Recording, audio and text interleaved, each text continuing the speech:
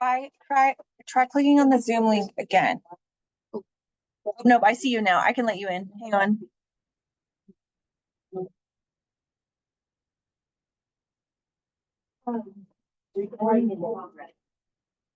So you can go ahead and turn off the.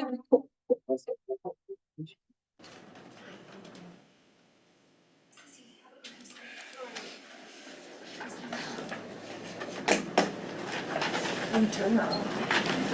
It's fine. So if you click participant at the bottom. Do you want to mute that real quick? Cool. We're good to go. And we turn on the video and audio. And take a so it's all good. Turn it off. This one? Yeah.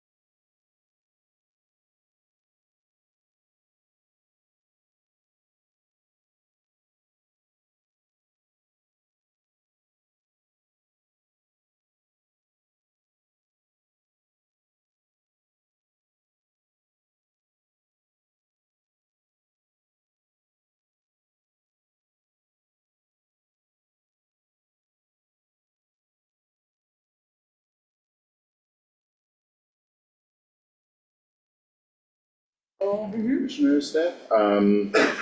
So we are here on July 16th at 11 a.m. for a regular meeting of the Lake County Board of County Commissioners. If we can never make sure just to silence cell phones, and we'll stand for the Pledge of Allegiance and a moment of silence. I pledge allegiance to the flag of the United States of America and to the republic for which it stands, one nation under God, indivisible, with liberty and justice for all.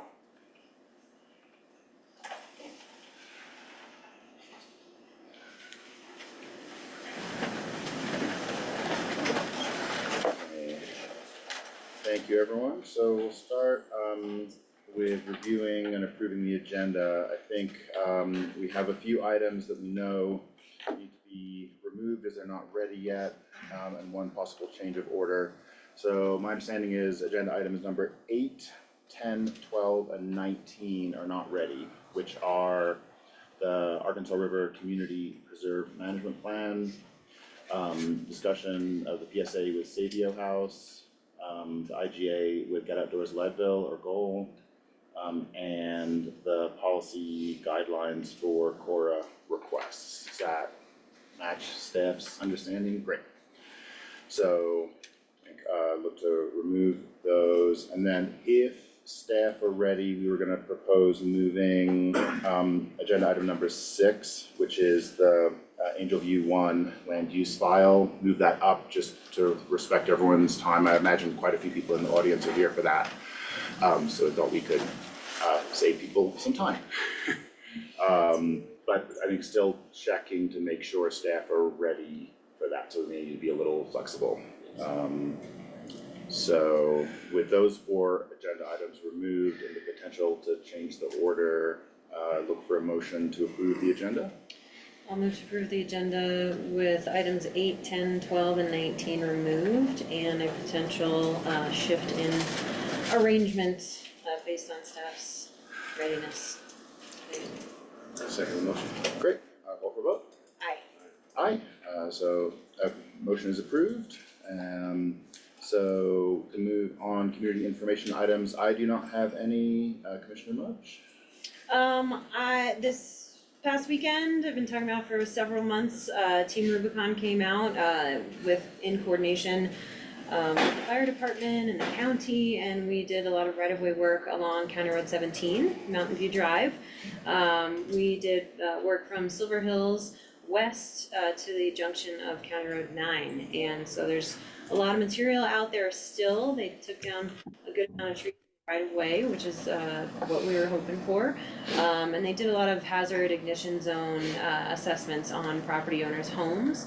Unfortunately, we were hoping to get to some of the common areas in that Silver Hills area, and the reason that neighborhood was focused on was because there was adjacent work on larger properties in that area being done with the Colorado State Forest Service, and we were continuing that work up and protecting along where the fires are likely to start around the Turquoise area or forests in the northern part of the county.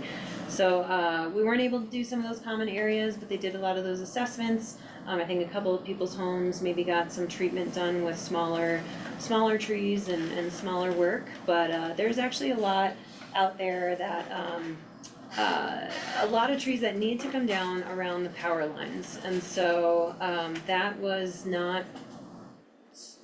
work is super skilled, and there's a high risk of doing that work, and that's kind of not the scope of our partner in Team Rubicon. So we didn't do any of that work, but we'll keep working with Excel because we've had ongoing conversations with them on how to kind of help us and partner to really get those easements cleared, because there's a lot of danger around the power lines, and with new policies, we don't want to see long-term outages with the way that they have to then reinstate that or whatnot. So, but it was hugely successful. Thank you all. Big thanks to emergency management and Claire Skeen for helping with organization, Harmony Jump with the Conservation District, and ARWIC, Arkansas River Watershed Collaborative, came back out yesterday, the day after they had all Team Rubicon left, because we have to do another day of chipping. But we'll try to organize some more and get that cleaned up as soon as possible.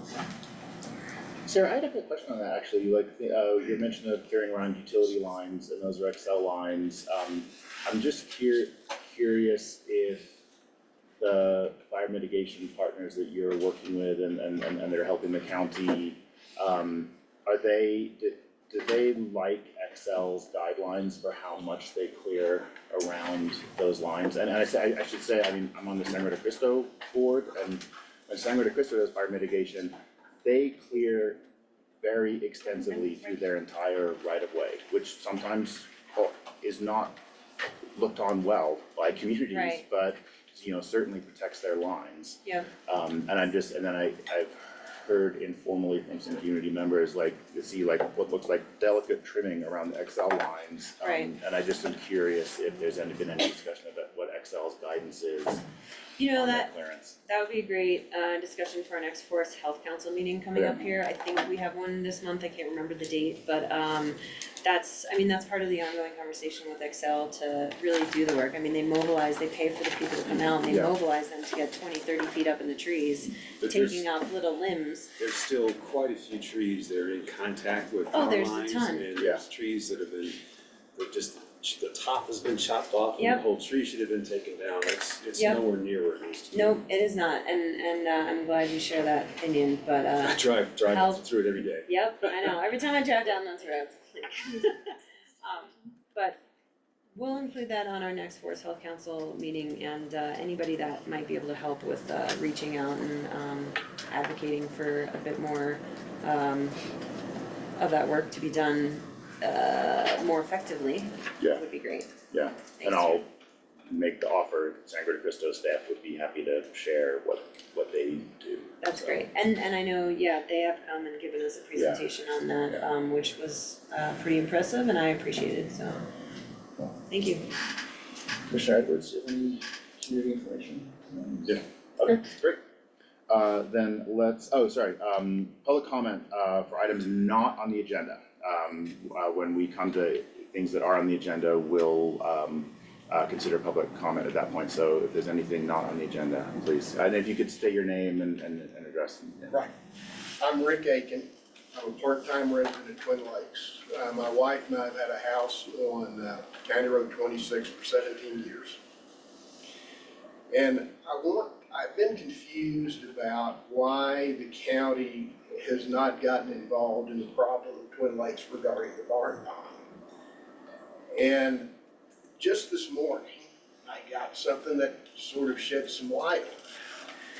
And so I wanted to talk to you about it and ask you to re-examine where you are on that. As you know, the water has been cut off down Barrier Creek that feeds the barn pond entirely. The creek is dry, barn pond drying up, wetlands flowing. This morning, and I wonder, because the county has an interest in this. This is a tourist attraction. This is one of the most photographed spots in the state of Colorado. So there is an interest, but the county has a water right going down that stream of 2 cubic feet per second. So I've been curious, why is the county not interested in this? This morning, Rich, I'm sorry, I don't wanna cut you short, but I wanna be careful on 2 counts. One is because what you're talking about touches on an item we have on the agenda, and we just need to be really careful about how we handle public comment around that might, I will not say the word plat. Great, but I wanna be more, joking aside, I wanna be really careful on this. I think we do understand the issue, and we're absolutely happy to sit down, with staff or whomever, look at the new information and explain, what our current position is. I just, in the public comment with this other agenda item, I want to be really, really careful not to make a mistake that jeopardizes, the other agenda item. With respect, you don't understand the issue. If what I saw this morning coming from the planning department is your understanding of the issue, it is incorrect. Okay, well, you have my commitment that we will, look at the new information and, fully take on board, what you think we're doing wrong. So can I proceed? Okay, can you just hold on 1 second? I'd like to, I just want to really protect the later agenda items. So I'd like to get guidance from staff on how deep to go into your public comment. Again, I'm not trying to cut you off, in getting this before us. I just want to do it in the proper venue and not here. Thank you so much for consideration, and your comments are duly noted and certainly something the board wants to consider.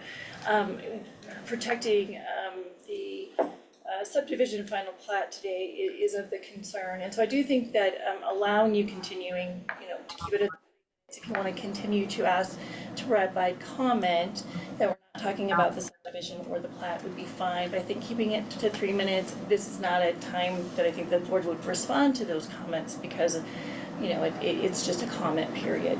So I think continuing on with the comment, Okay.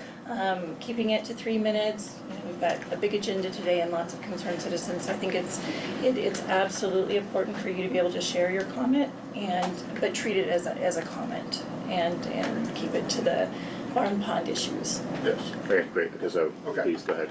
So here is the error in the county's analysis. The analysis from the county this morning has been, there's a conflict with Angel View's water right. Okay, good. Yeah, we're not gonna do So, that. yeah, like, again, we know, we may be in error, but we know what the scope of the issues are. You have my absolute commitment that we will sit down with you and visit this with staff at the appropriate moment, but I just don't. Yeah, I think we're gonna jeopardize the plat hearing.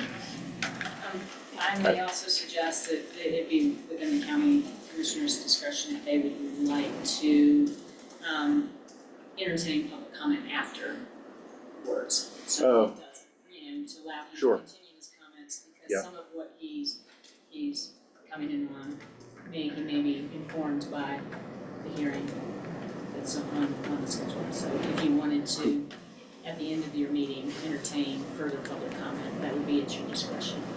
Great, Chris, thanks, I appreciate that, that solution, and that seems appropriate.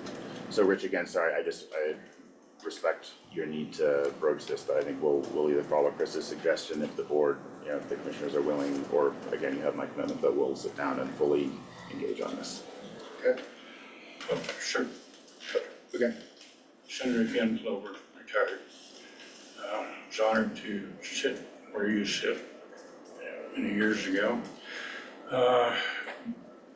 My comments, and along the same kind of line of Mr. Aiken, but what the connection would be to the plat approval and to the water issue in Twin Lakes is that the veracity, integrity, and the treatment of the people of Twin Lakes has been no less than horrible, if not illegal so far. So I would want that as a foundation before you went to a plat hearing. If you wanted to discuss water there, I served as Western Legislature's water policy chairman for 8 years. And so that water belongs to the people, actually belongs to the people of Lake County and Colorado. So if I may, I think we will get into this before we open up the actual, the actual, file and, on the final plat on the agenda. We will discuss the delineation, or just clarify the delineation between the water issues that I think you're referring to and what is within the scope of the final plat, you know, criteria and decisions. So I think we will get to that and address this in the agenda items, that distinction. Thank you. Okay, thanks. Are you sure this is public comment on an agenda item? I heard everything. Yes, so, but first of all, Name and address, please. good morning. Jan Moisel, 200 Lang Street, part-time resident and building a home there. First, I was curious when you mentioned that you take comments after the item, would that be after your vote? So, and staff, please correct me if I have this wrong, but, so this is the BOCC, the commissioners vote on the file. This is not, the public hearing portion is conducted in, you know, our process earlier, you know, our joint hearings with the planning commission and the BOCC. So again, please correct me if I'm wrong, but you know, we do not take public comment on this file, and the reason for that is you know, we need to make our decision on the information that's been brought forward in the proper process. And you know, for one thing, it's unfair to the process, it's unfair to staff, it's unfair to us, and it's especially unfair to the applicant to bring in any substantive information at this point with no time to actually, you know, respond to it, dig into it, address it. So that's why, you know, public comment, public input, all the facts come in earlier in the process, and this is the, final plat, BOCC final decision on that record that's been established, not new information brought forward at the last moment. Okay, I understand that, so my general comments are directed at all the future and current subdivision planning process. And it's really process related. In the list of people affected for these major, and this is a major subdivision, I think in previous hearings from the planning commission, sorry about that, it's a major subdivision, there will be more in the future. And when in the process major new information comes up, even after the first public hearing, when there are major issues, I don't understand why you can't just delay it or say, hey, we know more information. Why do you lead us down a path based on information that we already know is outdated or wrong? What does that say to your constituents? You already know that major decisions will have local, state interest in it. We as Lake County citizens, you as representatives, want to really not be open to do the best job possible. Sure, on all major subdivisions, there's a limited time. But when there are things that doesn't affect, a single small house, not even, a handful of houses, when it affects neighboring properties, when it affects Lake County issues, doesn't it behoove you to do a thorough way? In the future, citizens may ask for an extra hour, for an extra, one extra hearing. I don't see how that throws an applicant off, that a future applicant that may have already, for their own reason in the future, spent years and years on their own reason, not pursuing it for one reason or another. Apparently, applicants don't have to provide explanations why they wait to resubmit things. But as citizens, it's already hard enough, how to get people to show up.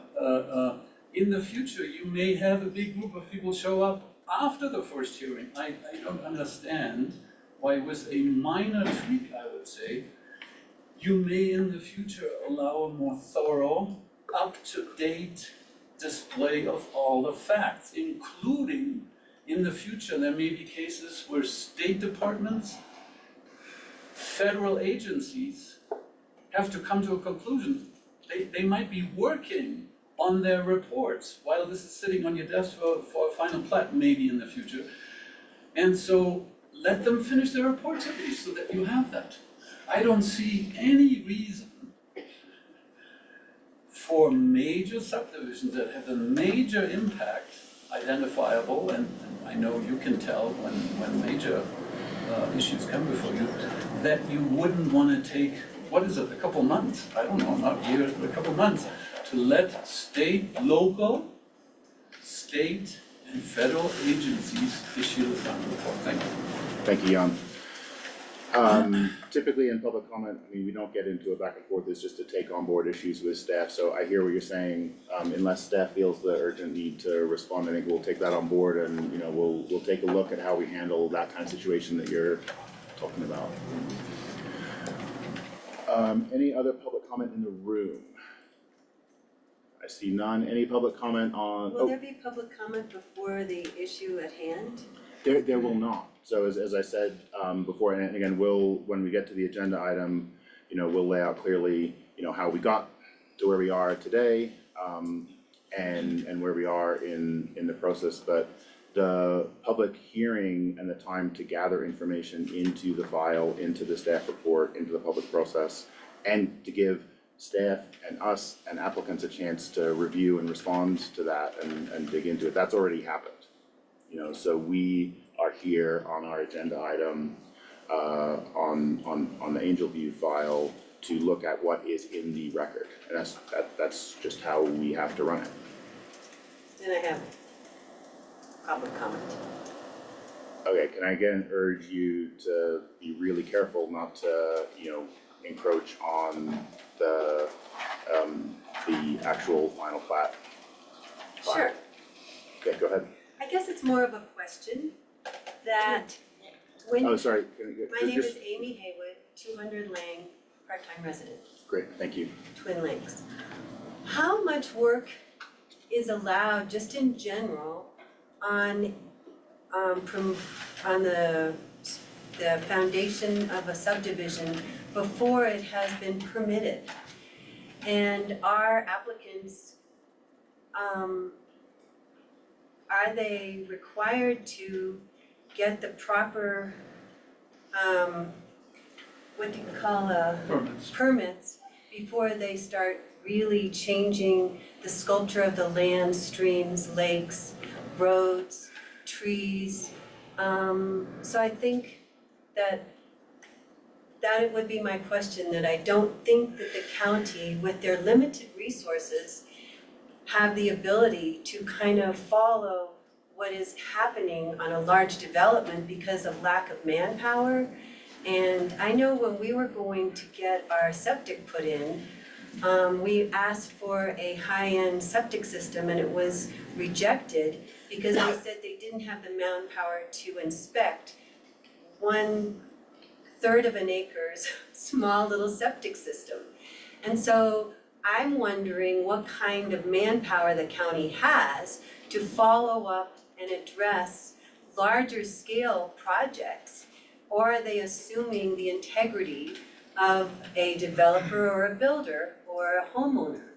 And so I would be hesitant to, I guess that's the end of my question, that I think the county doesn't have enough manpower, and even the state, the engineers, to do an efficient job of this scale, so to, monitor it properly. Yeah, without going into details, I'll just quickly state that we have increased code enforcement capacity. I know for a fact that community planning and development staff have, either because someone doesn't have a permit or is doing something contrary to what's in their permit, they have issued stop work orders or, otherwise, we do not let things slide. Maybe just in the interest of time, I think if we can, The only other thing that I would add to just inform everyone is that subdivision is required to have a subdivision improvement agreement and a financial performance bond to bond those improvements. And we do engage with our county engineer to go out on site and do those inspections or public works. So any subdivision, all the improvements are inspected and fully financially backed through a bonding, which is standard for any subdivision that you're gonna find anywhere, not just in Lake County. So we do call on additional support to do those inspections, and they are fully bonded. So just for edification. and I think we'd be happy, offline to provide more information on what staff capacity we have and how we respond to complaints like that or things that we detect ourselves. Any other public comment in the room? Public comment online? Don't see any hands raised. Give it one more second for fumbling with mute buttons. Okay, so I think we'll close public comment and move on to agenda item number 1. Actually, just before we go in, I think, can we confirm that staff, and also I should ask the applicant as well, are staff and applicant willing to move agenda item number 6, which is the Angel View 1 final plat agenda item? Are we okay moving that up to agenda item number 2? Okay, I see nodding and no complaints, great. So we will do that, but we'll go first with posted agenda item number 1, which is discussion and consideration of using budgeted funds for 5 additional full-time employees at the Lake County Sheriff's Office. And Sheriff Pete Svetman, you have the floor. Good morning. Before public comment, I thought everybody was here because I was the main attraction. Yeah. I'm just the opener, sorry. So, do we have the PowerPoint available? It should be in the taskbar. And to clarify, It's already open in the taskbar. To clarify this, I'm looking for approval on the full-time positions at this point. I'll push that to the next meeting. I'm looking for approval on is a salary adjustment for current patrol staff and for discussion and consideration of the 5 additional positions. And I'll explain that here in a second. So really the first couple of years in office, we've put a strong effort into educating, trying to prove what we're doing is right and that we're on the right path and planning for that. So next slide, please. And just as a reminder of what the roles of the sheriff is vast. We have a responsibility for peacekeeping, general law enforcement, as we recently experienced the fire aspect and search and rescue aspect of the sheriff's office, to include our roles and responsibility with inmates and transportation and running the jail. The sheriff may appoint as many deputies and set salaries with approval of the commissioners. So that's the point that I would like to emphasize today is mainly on the salary side of things, not the full-time employee side. Next. Go over a few things today of the history, how many certified officers, and what we're using to come up with that, our current organization chart, my initial term objectives and beyond, and then also looking at exposing our 2025 plan this year, and then talk about some of the cost analysis that I went through. Next. So starting back mid-2022, I pulled a quote from the Liberal Herald, just bringing to point what I started with. And when the prior sheriff resigned, it left us with 3 officers. And so it was quite the hole to dig out of.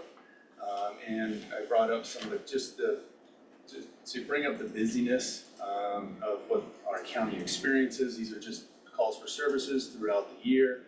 And it's been quite interesting to look through that. The bookings are arrest bookings. Those are people that were brought into custody throughout the year, which brings to light what our jail deals with. Down in 2023, 2024, we're seeing that the above 10,000 calls for services is about where I feel we could potentially stabilize in this first term. We do see the larger call volumes come in July and August, so those numbers aren't included. So just simply double the numbers where we're at year to date won't be very accurate, so we'll still be looking at that 10 to 12,000 calls for service for this year. Next. So what I did before to come up with, what do I build this office to from a staffing perspective? I have to, of course, keep in mind our budget, and from the budget standpoint, look at it from 2 angles. One is just what the salary ranges should be and can be, and then also how many people we need. So it's a combination of looking at those 2. First term goals are to just build that foundation. And so from that standpoint, I look at what is the minimum staffing levels for us to achieve our missions, as mentioned earlier, for the sheriff's office. And calls for service, as I pointed out in the prior slide, what I did was just took some information that was easy to find from other agencies within Colorado that produce an annual report. And they represent their calls for service, how many officers they have. And what I found with just by using averages is we see in Colorado that the average deputy takes about 600 calls for service per year. Our projections for this year with our current staffing level would be 1,222 calls for service per deputy. So you can see that our calls for service per deputy is double of what a lot of other Colorado agencies are experiencing. Hence the reason for growth. Also our county growth, as the discussions today, is housing developments. I know this is not the only one that's been presented to you guys. There are other housing developments in the mix, new businesses. This is just the growth where our public services have to increase. And so bracing for those potentials is also on the agenda. When it comes to just from a standpoint of how many officers, population ratios, I was able to find some older numbers from the FBI, from their Uniform Crime Reporting System back in 2019. They said that the nationwide average is 2.4 officers per 1,000. In counties, it was a little higher, like 2.8. That would place us in our county of having about 20 certified officers. And then also just from a basic standpoint of response time and officer backup, the easiest answer is we really should have 2 deputies on at all times to back each other up for dangerous calls. And then it also allows us to spread where their location is so we can have quicker response times to the northern part of the county and the southern part of the county. Next, please. So here's a current organization chart. The colors speak to a purpose. If you look at the darker color blue, that's our current staff. And in the key chart here shows that we have 25 full-time employee positions scheduled for 2024 with 1 part-time employee. And then the purple color represents the 1 vacancy that we currently have on our patrol staff that you can see in the chart in the center part there. And then for our build-out plan in 2025, we'll be looking at 10 full-time employees with 1 addition of a volunteer position for advocates. And then in 2026 is the gray color for 7 full-time employees. And this is the chart that was established to address the minimum needs. And this is what we're calling our minimum staffing level, and that's what we're pursuing. Yes? Keith, are your patrol deputies working 12-hour shifts? They're working 10 hours. 10 hours? Correct. Okay, do you have any instances where you only have 1 deputy out there? Yes. Okay, how frequently is that? I don't have the exact number for you on that, but it's often. Okay, could you get that to me at some point? And then, how has your policing the city impacted your staff and calls for service? Yes, and that's not something that I put in this presentation to discuss, Okay. but it is a stress point currently. For example, their current staffing levels allows for 24/7 coverage, however, their schedule isn't accommodating that. So there are vacancies on a routine schedule. And then also, we're all humans, we get sick, we have family emergencies, Right. anytime any of those situations pop up, we're left to respond to the city calls. And that this is not built to respond to city calls, this is built for the county. This would have to increase if we took over any sort of policing efforts on a routine basis for the city. And then, have you been able to provide training to your staff at the levels that you want to? Yes, and that's a huge part of this consideration. Developing these staffing levels, I just can't look at it as putting them on the front line. Right. This is where we're gonna see burnout, this is where we're gonna see a lack of training, so that is mandatory, and not only from my perspective, but also from the state's perspective, that we have mandatory training that certified law enforcement officers have to do. I'm well aware of that. So we have to schedule time for that. Right. And that's what this presents. Okay. Thank you. I will backdate a little bit that this was a staged out build from day 1. This was something that I've adjusted slightly, and from your initial views of our organization chart, I've reduced staffing levels slightly to, again, back to the budget conversation. So we are, this is a lean machine here that I'm presenting to you guys. And so that stage out build, I planned on 2025 being our largest growth year. That gave me a couple of years to go ahead and develop good policies and procedures and practices, so when we were ready to grow at our biggest point, we were braced for it. So that's what that represents. And any other questions on our organizational chart, I can walk through you further. Actually, one more thing I want to point out, sorry. The green that is highlighted with the darker gray point is, those are the positions that I will request additional funding for in 2024 to spread out that 2025 growth. Have any of your current staff scheduled to move up to post-certified positions? We're in discussion of having a stepping stone for that, of a reserve academy, so it's not a full post academy, and this would allow that our detention staff and our court security staff that are badge wearers but not post certified, to have additional credentials so they can help our patrol staff respond to incidents. And so that is a stepping stone towards that. Currently, we have a couple babies that have to still go through a process, a proper hiring process and psychological evaluations. So there's some that we're looking at. So they're in the pipeline. Early stages. Okay. All right. Thank you. Keith, I had a question on the E911. I think, am I remembering, is our staffing goal that we have 2 dispatchers on duty? Like that's the ideal, so you don't get no response, yeah. Yeah, that's correct. Okay. And it's Cause that's kind of striking us, a lot of positions, but 100%. then you understand it's gotta be, 2 staff plus maybe a supervisor 24/7. And it's Yeah. required for our community to have dispatchers that can dispatch emergency fires, dispatch on medical emergencies and provide medical assistance. So if somebody is requiring CPR, if we have 2 on at all times, that's the bare minimum that we need to be able to provide those services. So that is slightly out of the discussion today, for the board, but I don't mind speaking to that. For the communication center director, is that a shared cost that you would be asking for into No. 25? No, That would be on the that's board of a the separate budget. Oh, So- okay. Oh, I guess I meant Yeah. the shared costs as a partner within Oh, I that see. separate budget. Yes, Or, and that's or been- are you asking for that separately? Yeah, that won't, that was pre-planned, Okay, and so that won't be part of it. okay, done. As scheduled. And then did you touch on, I'm sorry if I missed Sure. it, the professional standards? Yeah, I'd love to do that, and I can talk to it a little more, actually. Okay, We can move on. leave it there. So this goes back, I mentioned a little bit earlier about my initial term objectives here.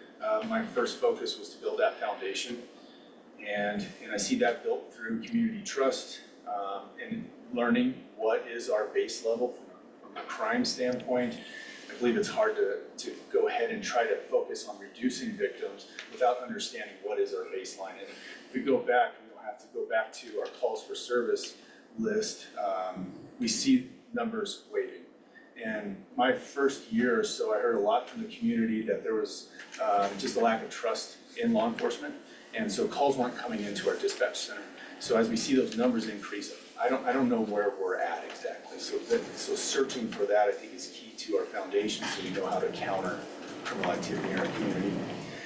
And as I already mentioned, focusing on our staffing levels, getting to that minimum point.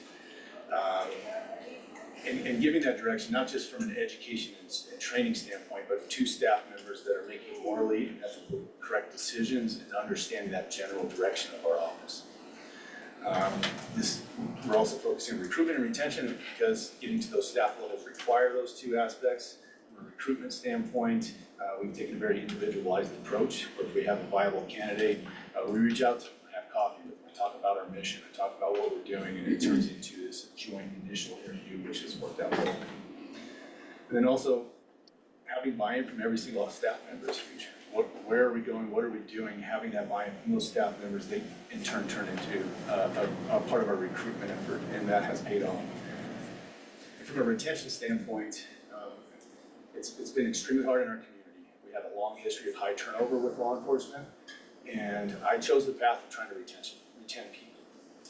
It's been a difficult battle because of the history, because of where our pay's at. But I've taken this 4-part approach here to retain our staff members. And that's developing a culture within that they're happy to be there. And that also ties into our wellness aspect, which we've pursued from many different angles, but that's just treating each staff member as a human and making sure that they're well prepared to do the job that they swore they would do.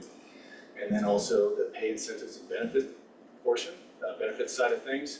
I'm grateful for our county benefits. They're pretty good. And it's educating our staff about that, and then also working on what our county can afford for the pay side. Then also the agency pride, something new I've recently added where staff will want to stay here. We've gained people that had Summit County on their radar, Grand County on their radar, were getting job offers, and they wanted to come here because they felt that sense of pride in our agency and through the other members. Next, please. And then beyond. What was the first section? So Have as many look in backs that have home health. 2027, hopefully we've established our minimum staffing goals. And then we're gonna focus on building what this Lake County Sheriff's Office actually looks like with that foundation that can stand the test of time. And it really is customizing to what our community needs. Our focus is engagement with the community. We see when it comes to a law enforcement standpoint, these are the main areas I see issues with mental health, substance abuse, and crime. And sometimes that we have intentional actions out there that are, when people are committing crime. So it's addressing those needs and hopefully in the end, reducing victims. The focus is also on stability and succession. And for our stability efforts, and I'll talk to the position of the professional standards, our goal is to earn a accreditation as a law enforcement agency. And then implement this process that we're continually evaluating what we're doing, analyzing what we're doing, putting the plan into place, and making sure that that is a repeatable process, that we have this constant improvement. And that's, to me, is what is gonna allow this office to keep its efforts going forward. And that's a big part of our succession plan. So potentially we could be developing the next sheriff within the sheriff's office. However, it's an elected position, we don't know. So my focus is to develop those systems that can at least give the next sheriff a stable platform to work off whenever that happens. All right, next. So did a recent comparison through a salary survey I received, and also based off of current information online when these different sheriff's offices are putting their information out to hire new deputies. So what you see often is a range, and oftentimes they'll pay out deputies based off their years of experience or their qualifications, so that's where you see the range. So what I did was included all our neighboring counties, the other police agency within our county, the Leadville Police Department, and then I added in Grand County because that was just recently we gained an employee who was considering them and was throwing around their different salary ranges. And then on the bottom right is where we're at currently, where we start down at $60,900, and after 5 years of good service, they can get to $73,000. The adjustments that I'm looking to make now, basically, is a 10% increase, which would put that salary range, as you see there, between just shy of $67,000 to just over $80,000. As you can see, looking around here, I took into consideration, again, our county resources and how much revenue we earn as a county and what's truly doable. And this puts us in a pretty comparable range with Chaffee County, puts us back in the range within the Leadville Police Department, which are going to be some of our closest competitors. Fortunately, we can't touch Summit County. It's pretty outrageous that they can pay that much for the same position, the same work that we're doing here. But this is squeezing as much out as possible. What this new pay range does is also explore the corporal position, as you saw in the organizational chart, and that'll allow for our office members to see some vertical and lateral growth within here, and that will go towards retention efforts also, so they can see an actual career at Lake County Sheriff's Office.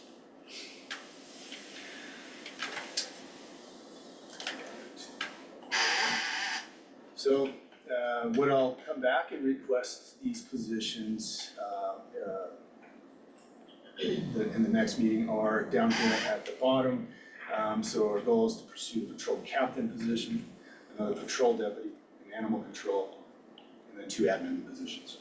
We do have job descriptions built for all these. The pay ranges have been established for all these. 2 of those will be certified positions. The animal control officer position is not a certified post position.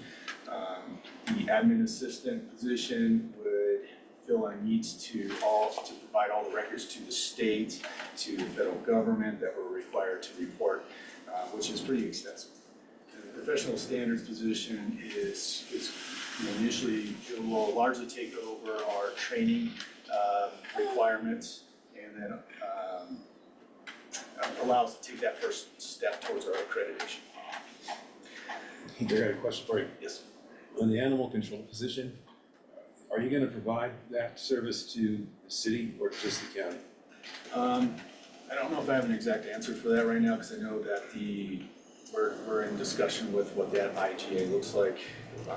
Yeah, because my thoughts are that if you're going to answer animal control calls for service within the city, that the city should fund a share of that position. And I fully agree, but I believe that is in discussion. Okay. Yeah, and I was gonna chime in on animal control too, with sort of that same. I gotta know what a big issue it is, right? Yeah, and so as chair, I've been having some very initial discussions with Mayor Green, and maybe it would be good to, bring you into that discussion too, so we can answer that exact question and sort of what they're, get a clear understanding of where they think they are on a city animal control.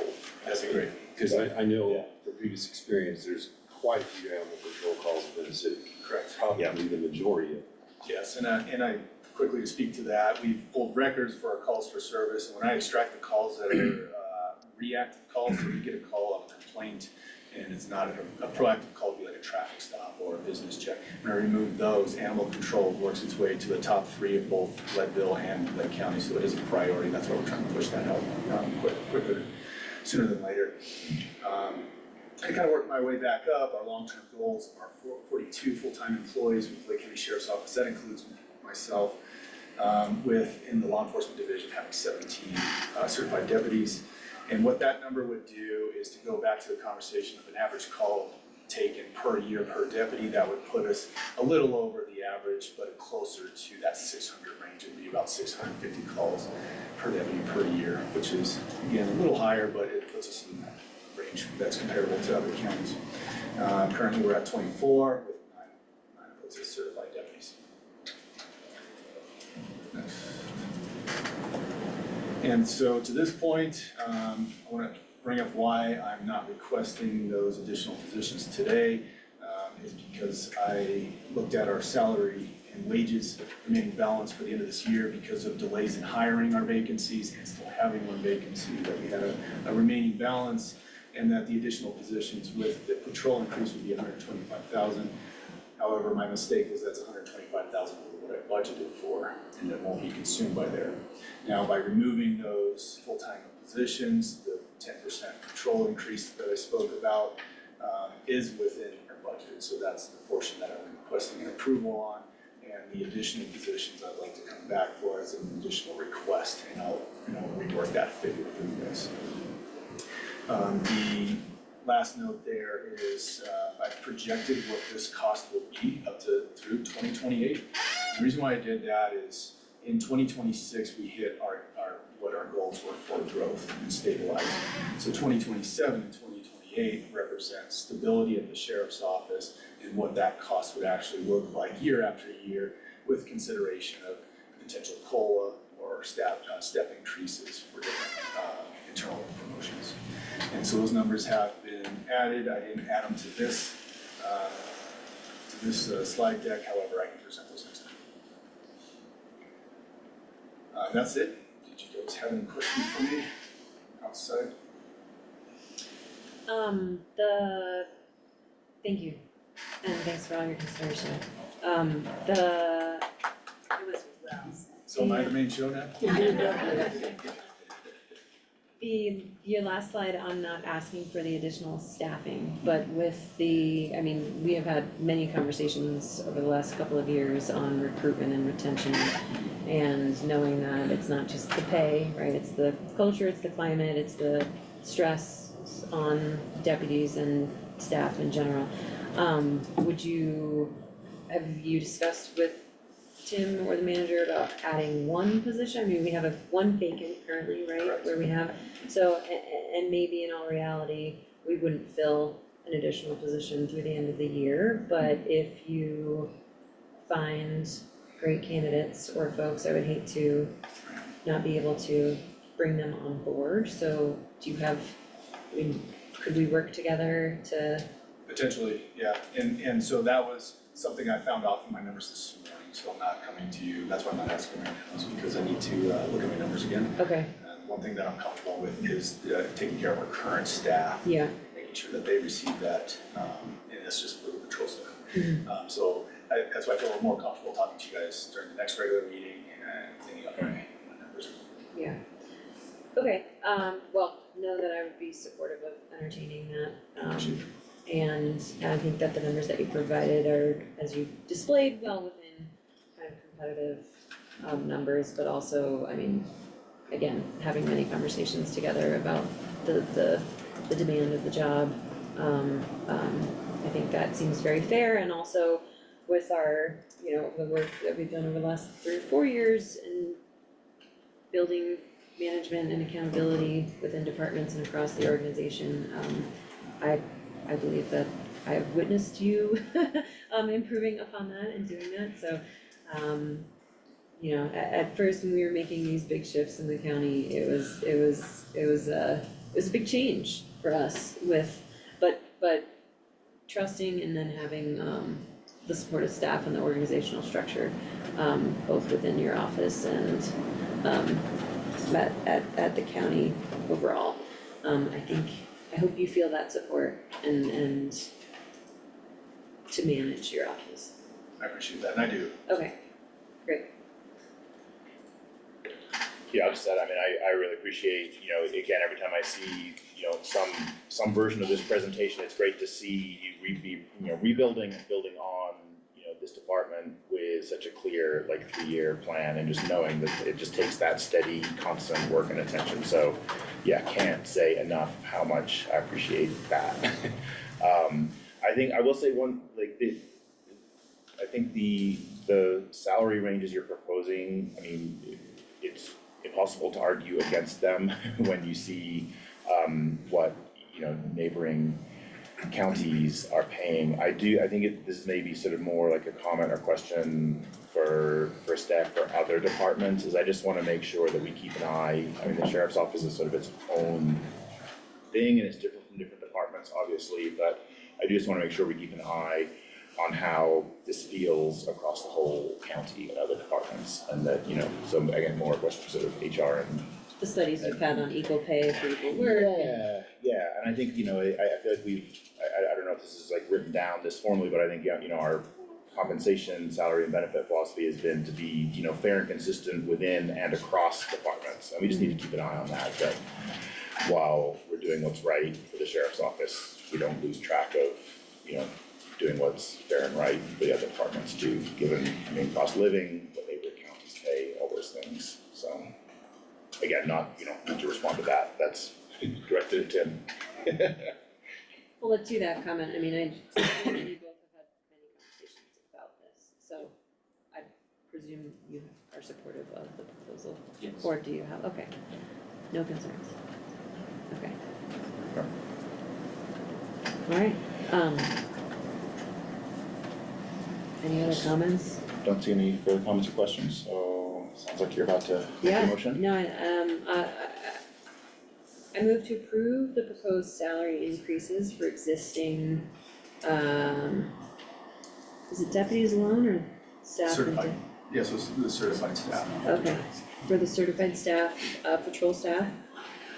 Staff and patrol, I'm sorry. Certified, yeah, sorry, just certified. So when I say certified, it's commonly referred to as sworn. So they've gone through a post academy and they can enforce the law. They have the rights to take freedom, and that's that staff alone. Okay, okay. So I'll move to approve the proposed salary increases, increased range for certified staff, in the sheriff's office. Second that motion? No further discussion from me. Okay, I'll call for a vote. Aye. Aye, so those proposed changes are approved. Keith, just Thank one you. last question. Yes, sir. Your civilian staff, is their pay comparable to other jurisdictions, or are they, where are they on that spectrum?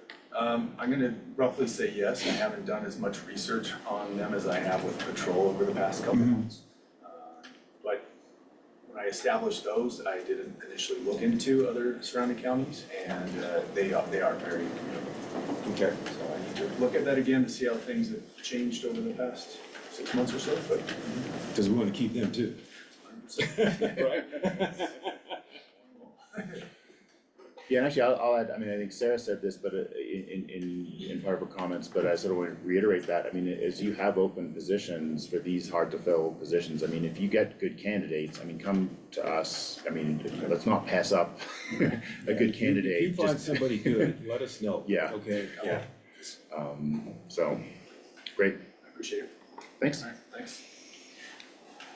Okay. Hang around, make sure Kent stays under control. Yeah. Okay, well, it's a long-term goal. Speaking for those of us that lived here for generations, this is the best sheriff we've had in a long, long time. Thank you, yeah. I paid him to say that. Yeah. Great. Okay, I think we confirmed this, but I think applicant and staff are good to go with moving up agenda item number 6 as posted, the land use file 2417, Angel View 1, up to handle that now. Great.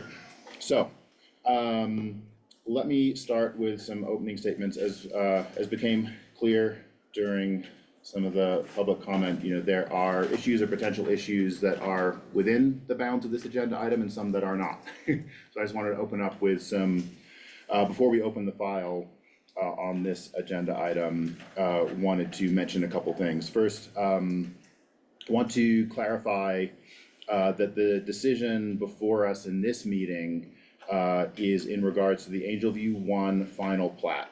And it doesn't affect or imply any, effect regarding discussions concerning County Road 26, located outside of the subdivision. So, to my knowledge, there's been no formal request by anyone regarding 26, County Road 26, but any proposal to alter a county road requires approval by the Board of County Commissioners and will be considered consistent with Chapter 10 of the Lake County Land Development Code.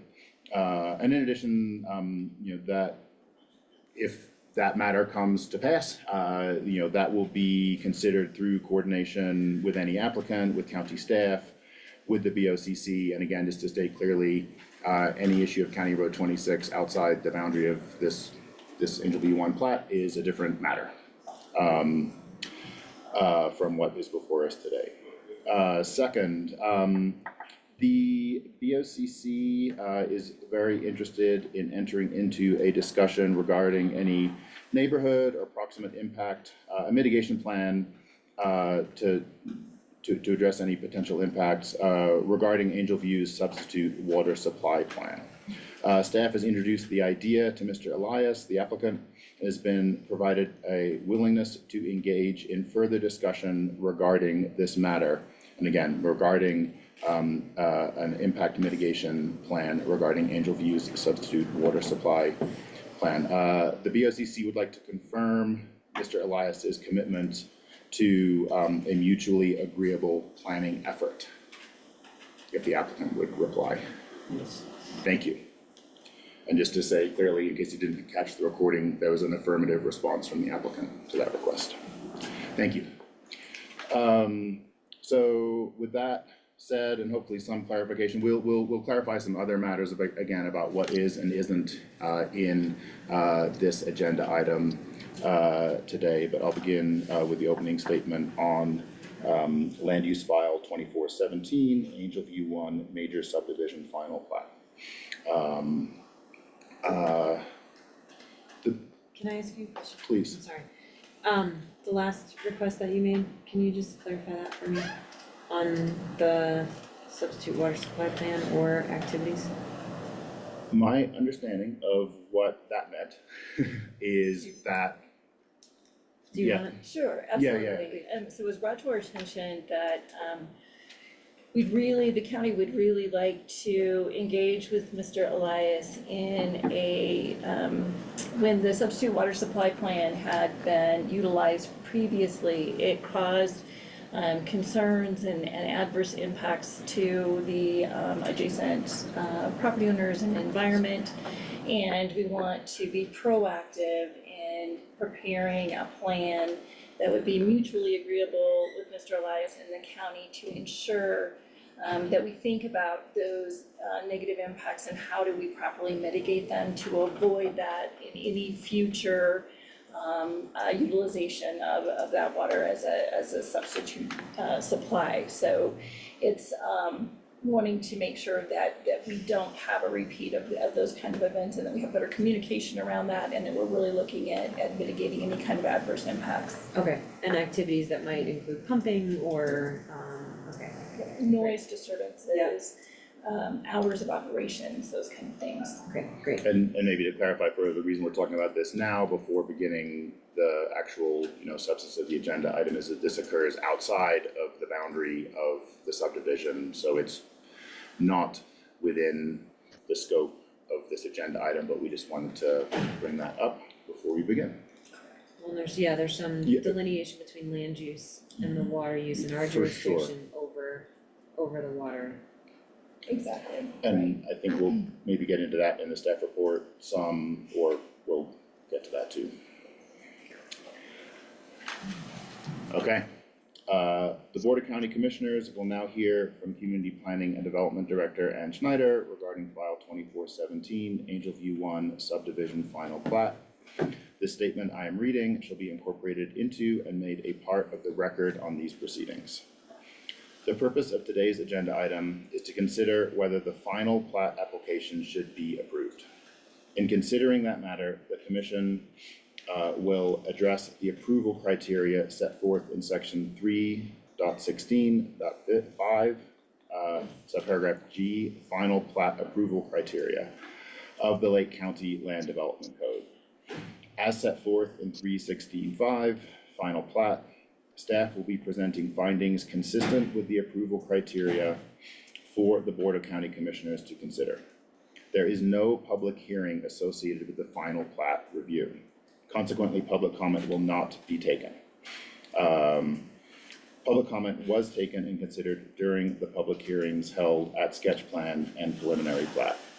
I just add quickly, as we discussed earlier, if the commissioners are willing, we can, entertain public comment once the decision has been. I would just stop for just a minute and say that then we would be stepping outside of our code. If you wanna talk about the process, I'm sorry, I mean to infer that it would be on this map, but if there were other public You- comment in terms of after that Yeah. isn't addressed. right, if it is in regard to, the way in which the code speaks to final plat, if for future consideration of a code amendment of the way our code functions or our process, those things would be appropriate, but just to be clear, our code as it is today would not allow public comment on decision making. And also, sorry if I wasn't clear, this would be like after the agenda item is fully closed. Yes. Fully closed, Okay. so it would have no bearing on The that decision, decision. right. And yeah, we can control the scope of any public comment we want to entertain when we get there. I'll now ask each county commissioner if you have had any ex parte communications to disclose, and if so, please disclose them now. Commissioner Mudd? None. Commissioner Edwards? I have been to the Angel View development with Bryce Ehrlich. We went up there to look at the water situation. We didn't talk about any of the. That's staff, yeah, just wanna say. Staff, yes, thank you, okay. And Alan happened to be there and just toured us around the water situation, but we had no discussion about the plats or anything concerning the plats. And I've also had numerous conversations with residents expressing their concerns. And most if not all of those concerns have been concerning the water issues, not the plats or the layout of the subdivision or any of those things. And all of that was just so I would have a good, clear understanding of the water situation, because it is relatively complex. But that's it. Great. Similar to Commissioner Edwards, I've had email and one in-person discussion with Lake County residents on the water issues, and was in those email and in-person communications extremely careful to stop any discussion that wandered into the final plat discussion that we have here on the agenda. So stuck to the water issues outside of the scope. Okay. So Ann, you have the floor. All right, thank you so much. Before I present the file, I'd like to make some acknowledgements. Staff has received concerns regarding a variety of issues, primarily violations relating to the Clean Water Act, historic water use in roadways. And while all of these items are substantial and absolutely require additional investigation and potential action, they remain outside the scope of the subdivision review consistent with the Lake County Land Development Code. County staff absolutely intends to continue to be engaged with the Army Corps of Engineers, the Division of Water Resources, and additionally conduct, where appropriate, code investigations. We do have some pending complaints that we will also be investigating through code enforcement and community planning and development. So those are, certainly we recognize those, we will work in conjunction with them. And as our legal counsel has pointed out to us, we don't have a precedent or a case law that we could respond to or consider in light of the final plat subdivision approval. And so we are relying on the jurisdictions having authority, being the Army Corps of Engineers and both the Division of Water Resources. Primarily the concerns are water related. However, there are some other outstanding concerns, primarily that have been identified within Gordon Acres. And so we will continue to be diligent on those, but want to acknowledge them. We've included, even though the public comment period has closed, we have included those correspondence within your packet today, along with staff's response. Those have been vetted by legal counsel and in review with staff. We feel it's important to mention that even though the issues may not be discussed today within the scope of the application, again, they remain outstanding concerns and we'll look to address them appropriately. And keeping in mind that importing approval criteria into our code leads us to arbitrary decision making. So today we need to be focused on our land development code and the approval criteria of a final plat. And so with that, I'm going to go ahead and open up the review of the final plat. Just to jog everybody's memory. One thing, Tim, are you able in the Teams folder to open up the final plat? If not, I know that the applicant has it. It's nicer to see it on the screen than to lay it out on the see here.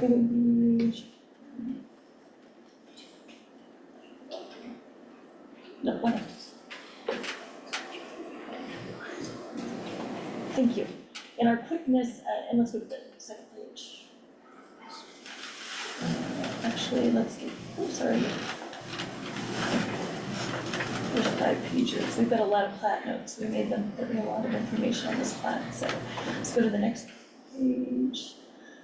Okay, there we go. Just for reference, so that we have it on the screen what we're talking about today. Thank you so much. Interview 1 is a development of, thanks. We're gonna share water. Is a development of just barely over 70 acres, and it's located just east of the village of Twin Lakes. There are 17 lots, each being a minimum of 3 acres, keeping consistent with the zoning, and they are intended to be single-family home sites serviced by well and septic.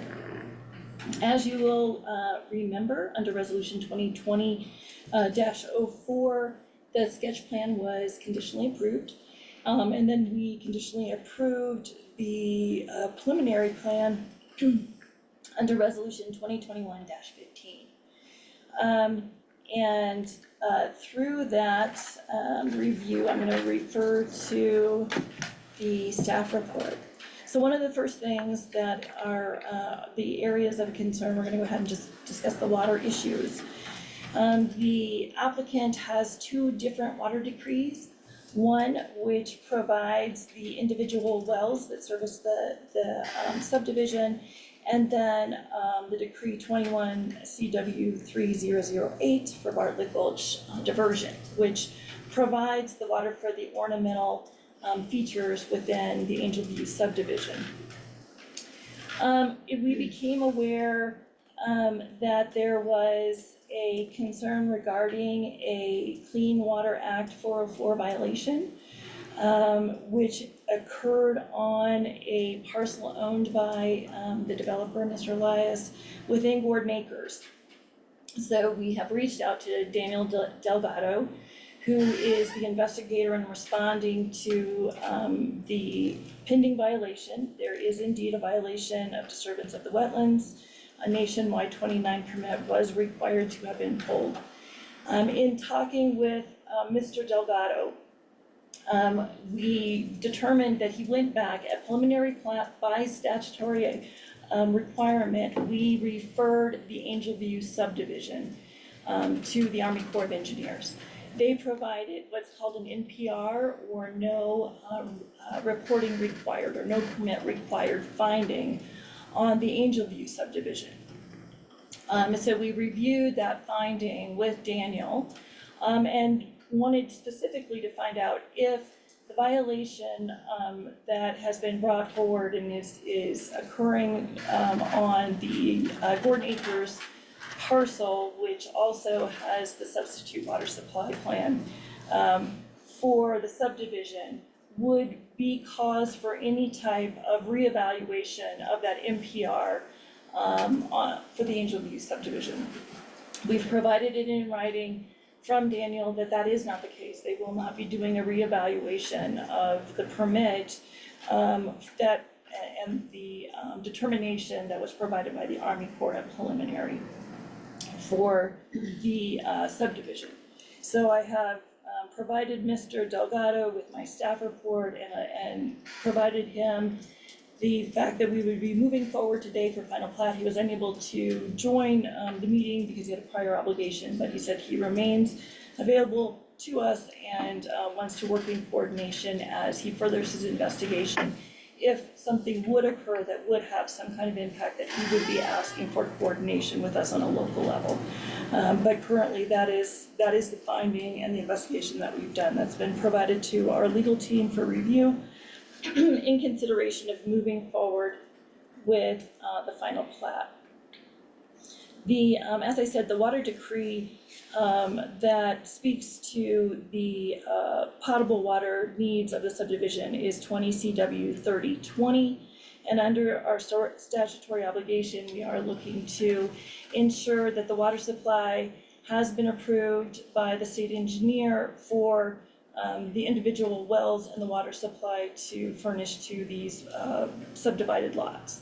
And so the water issues and concerns regarding the Bartlett-Wilt diversion, the barn pond, and the ongoing concerns are outside of the water decree that's been issued for the individual wells that will serve the subdivision.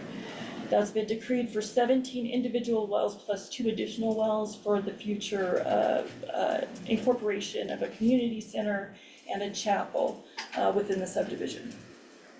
And additionally, the Division of Water Resources, Rachel Zancanella, held a town hall meeting that I think that many attended, and the division is still in their fact-finding on the Bartlett-Wilt diversion, the barn pond, and any outstanding issues regarding that water right. And so we will continue to be engaged. We have water staff now.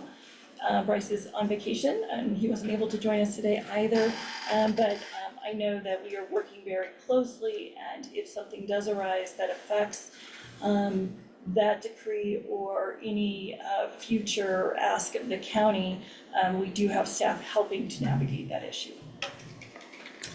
Moving on, the final plat review, one of the submittal requirements is a title commitment. Title commitment has been furnished and any outstanding issues have been resolved on it. The county engineer has reviewed the final plat. We'll talk a little bit more about that in the conditions of approval from preliminary, but they all have been adequately resolved and addressed per the county engineer's review. All the certifications and information contained on the final plat, which is more particular to the first page, are compliant with the contents of the final plat under the Land Development Code. Supplemental requirements. Today, the applicant has brought copies of the protective covenants.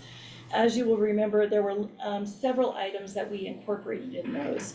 Dark sky compliance, bear proofing, all of these homes are going to be required to be sprinkled.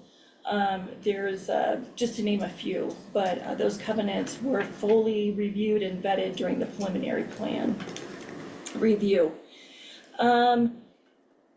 Also, we have entered into a negotiation with the developer to produce this in a phased plan.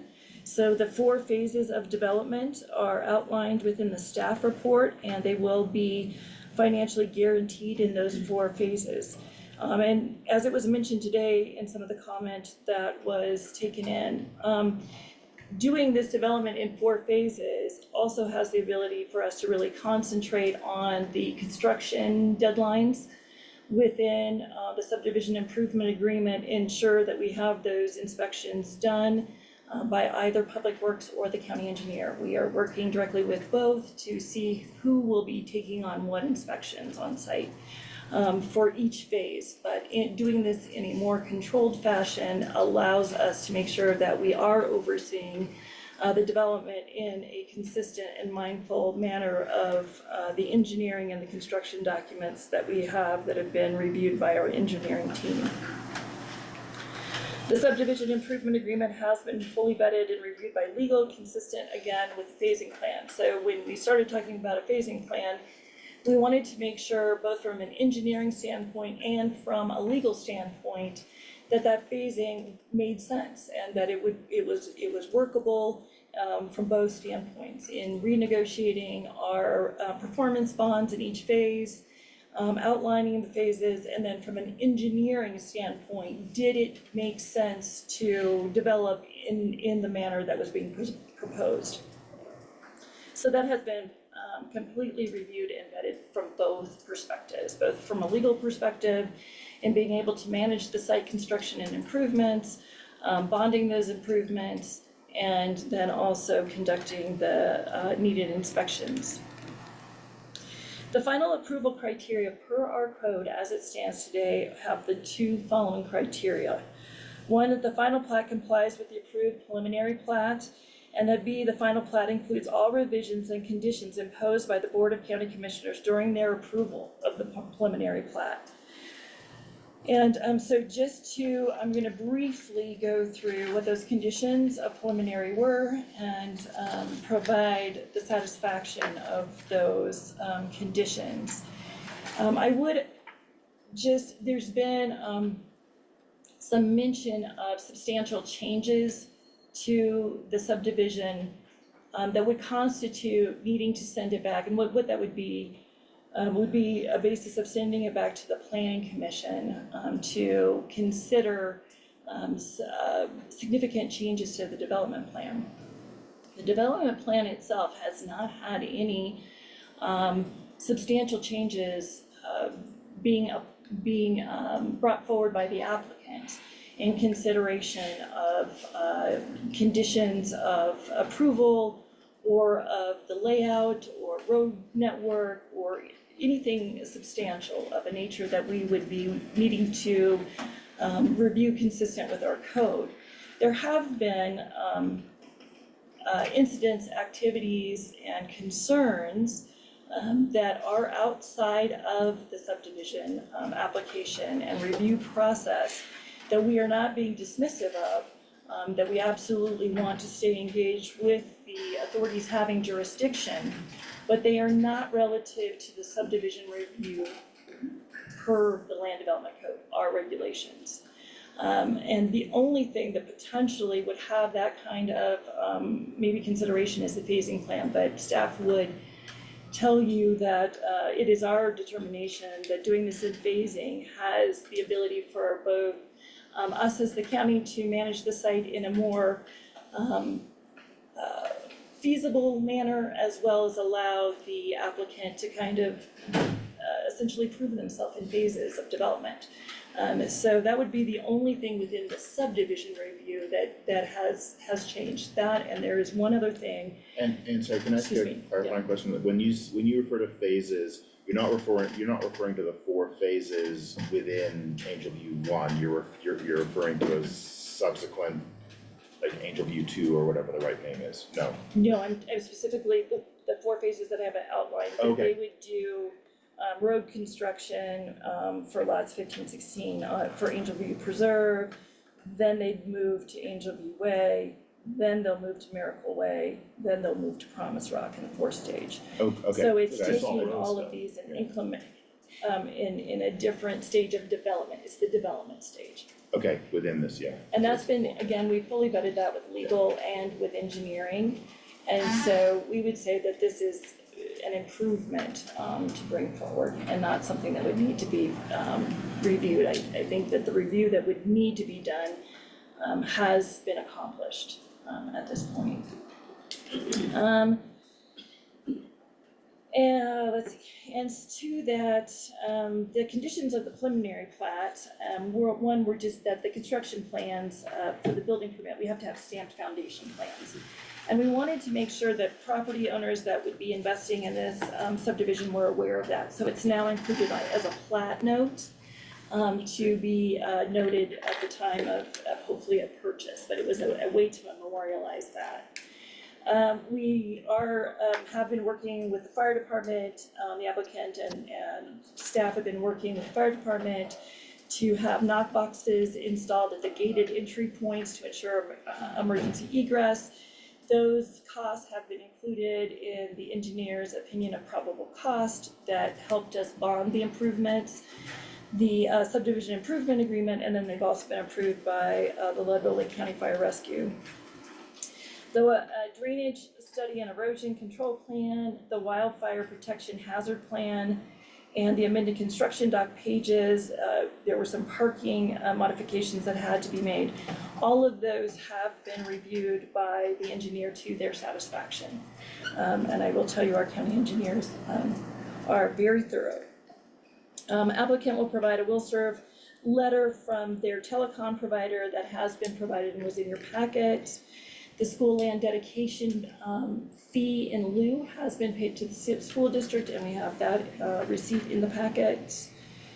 The construction testing and observation during grading and site development and building and pavement construction is required, and then the applicant will provide monthly reporting to the building department. And so this goes into, again, monitoring that in that phased plan allows us the capacity to ensure that that is being done before we progress to the next phase of development. That will be done and monitored through CPD with a collective effort of Public Works and the county engineer. Subgrade investigation and pavement design is required.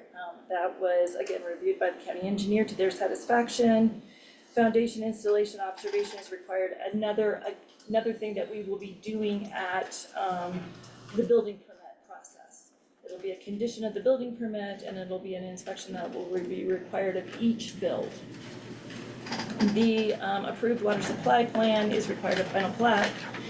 And again, statutorily, we are requiring the underground water rights, the individual wells under Water Court Decree 20 CW 3020, the ornamental non-potable being the 21 CW 3008. And those decrees are within your packet and have been furnished from the county engineer's office, or I mean the state water engineer's office. The soils and vegetation report, they did have a soils and vegetation report that was prepared by CTL Thompson, or was actually prepared by Birch Ecology, and then discussed in their CTL Thompson report.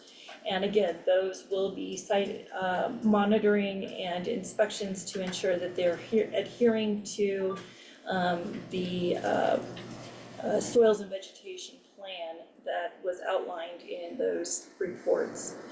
A lighting plan compliant with dark sky principles shall be submitted. They have provided the lighting details from San Diego Cristo, providing that the outdoor lighting for the subdivision will be dark sky compliant per San Diego Cristo's specifications.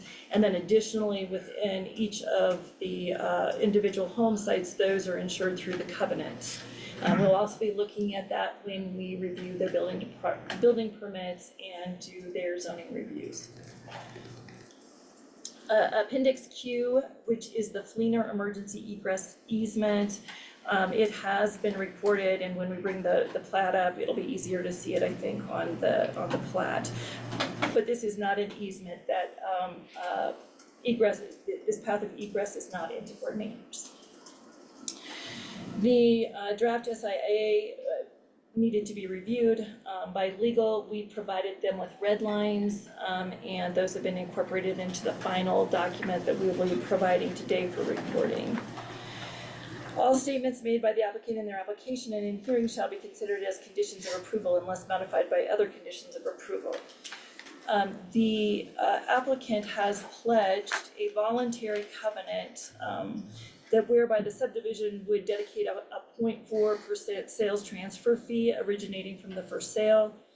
And the housing authority will oversee this. They will, this will be donated to the housing authority. The housing authority has sent this into their legal counsel, but it has not been, legal comments have not been provided to the applicant.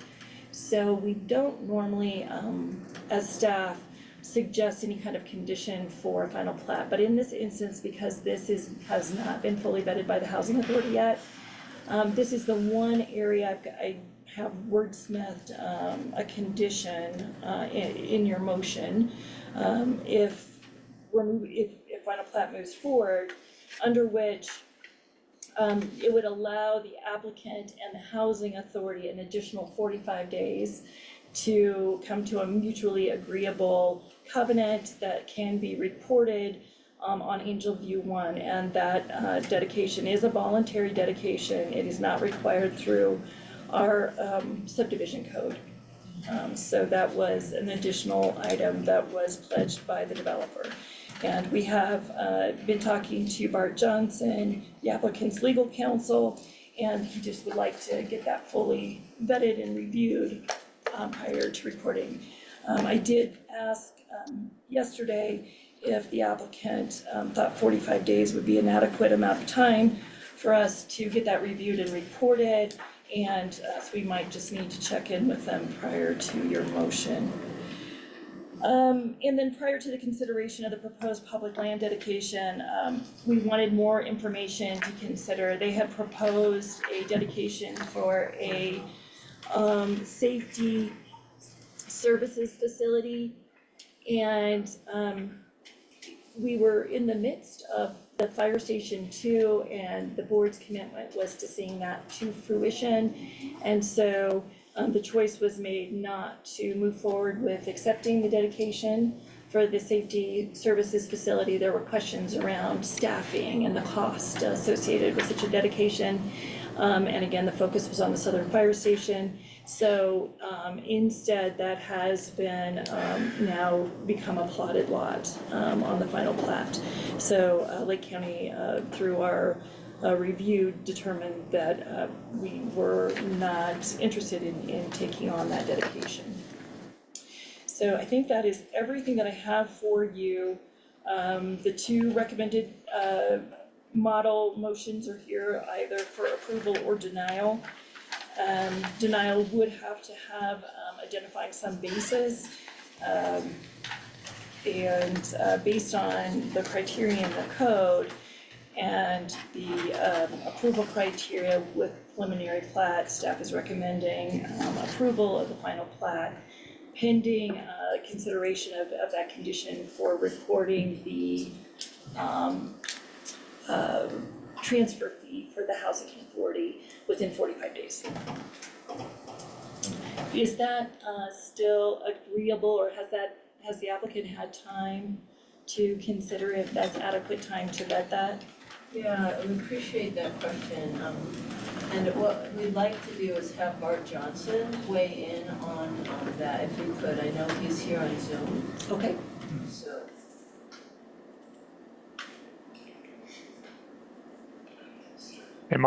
Is the video on for me? The audio? The audio is on, Bart. Yeah, Okay. we can hear you. You're good. Thank you. This is Bart Johnson. I'm legal counsel to the applicant.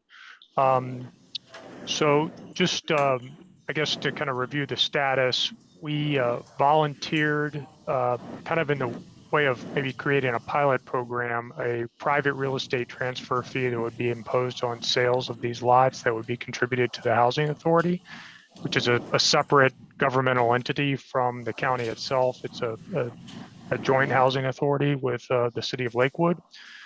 I mean, sorry, city of Leadville. So we drafted that based on models I've used in other projects. We sent it to the housing authority back in April. They indicated that they would need to have it reviewed by their legal counsel. And just so you guys understand, it's a joint agreement. We can agree to impose the fee, but they have to agree to administer it and take responsibility for collecting those funds once we provide them to them, and how they work with those funds. So it's kind of it takes two to tango proposition. And we obviously can't force them to take money we want to give to them. They need to agree to take it. So we can certainly do our best to complete this within 45 days, but we're only half of the equation. So the offer stands. The offer was for 0.4%, which is what we proposed to your group through Ann, which I think, as we understand it, sounds fine to Ann and the staff. So we're kind of just waiting for the housing authority to accept the offer, but I want to make it clear that we can't force them to. If for some reason they decide they don't want the transfer fee, then I just wouldn't want us to be penalized for that. So Bart, I would just clarify, that is not, it's the Lake County Leadville Housing Authority. It is a city-county housing authority. It's not the Leadville Housing Authority. Yeah, it's a joint, but it's a separate entity from the county itself. The county and the city got together and created this housing authority that has its own decision-making processes. Correct, and two of our county commissioners sit on that board. So they're fully aware of that, and I will say that what we've heard from the executive director of the housing authority is certainly a willingness to work together with the developer to be the recipients of that voluntary transfer fee. Appreciative of that, and so I appreciate that. There may be some mechanics behind that, but I don't think that there's, from anything that staff's received from the housing authority, there's anything other than just working out the details of how they will manage that. So okay, then we should be on the same page. But I'd like to clarify, at least my understanding is, and Bart, just to respond to a couple words you said, I mean, I understand that reaching agreement it takes two to tango, and reaching agreement in 45 days is not completely under your control, but this covenant is a condition of approval, so I think from our perspective as the county, one commissioner, this covenant needs to be finalized. That was part of what got us to this point.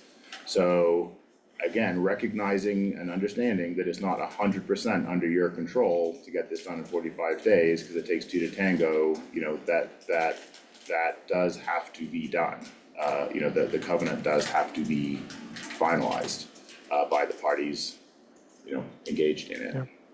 Well, we won't be the ones to slow it down. I can commit to that. That we're fully committed to finalizing it with the housing authority.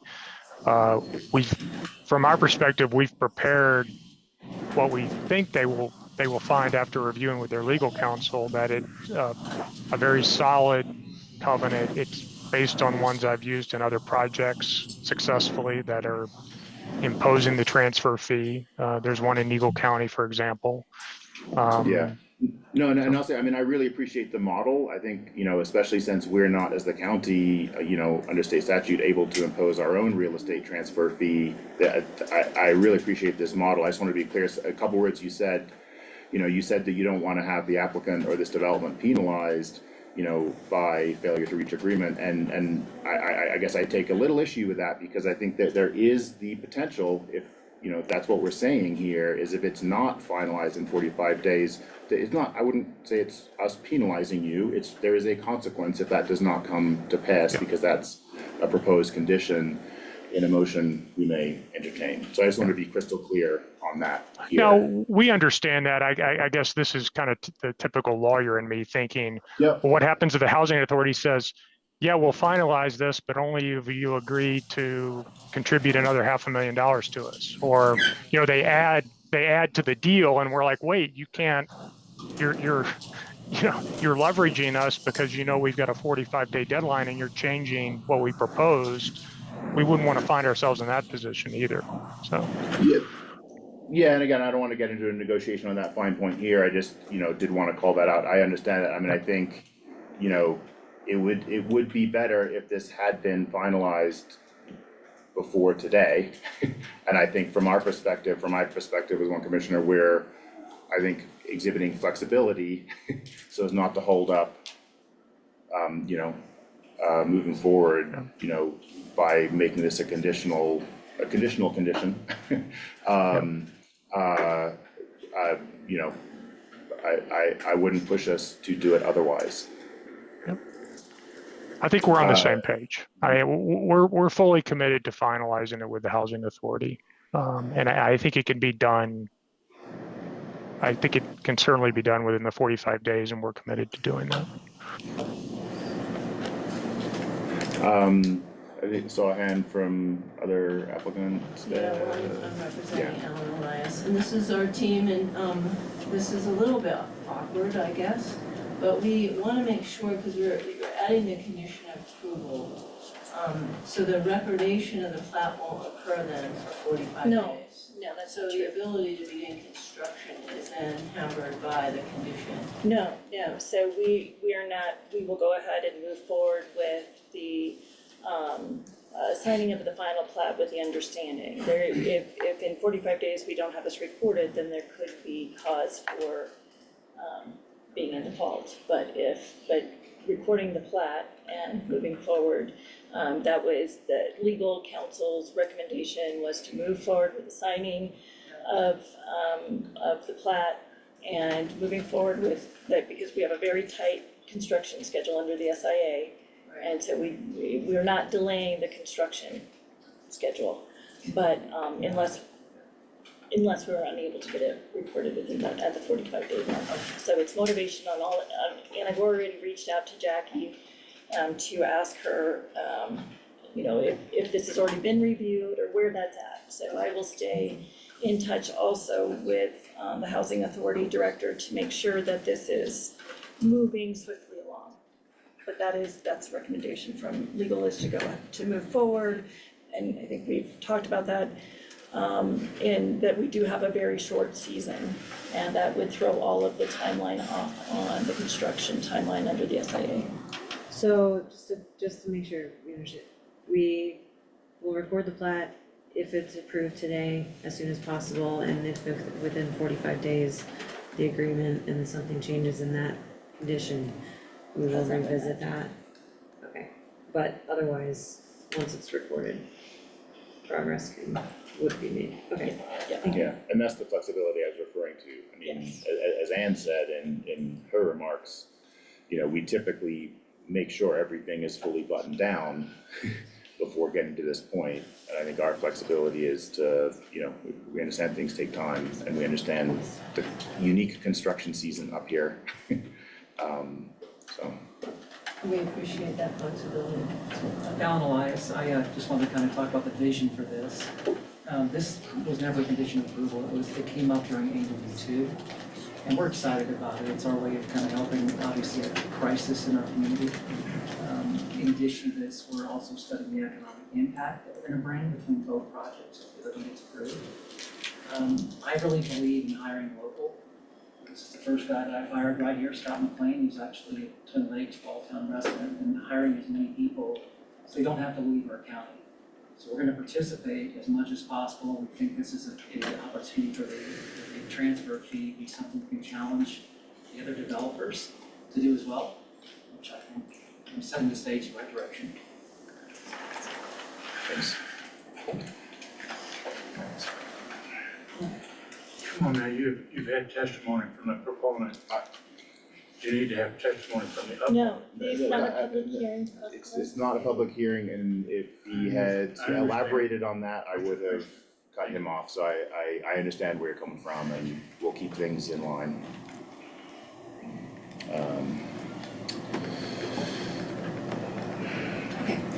Any questions for staff over staff review before we would consider a motion?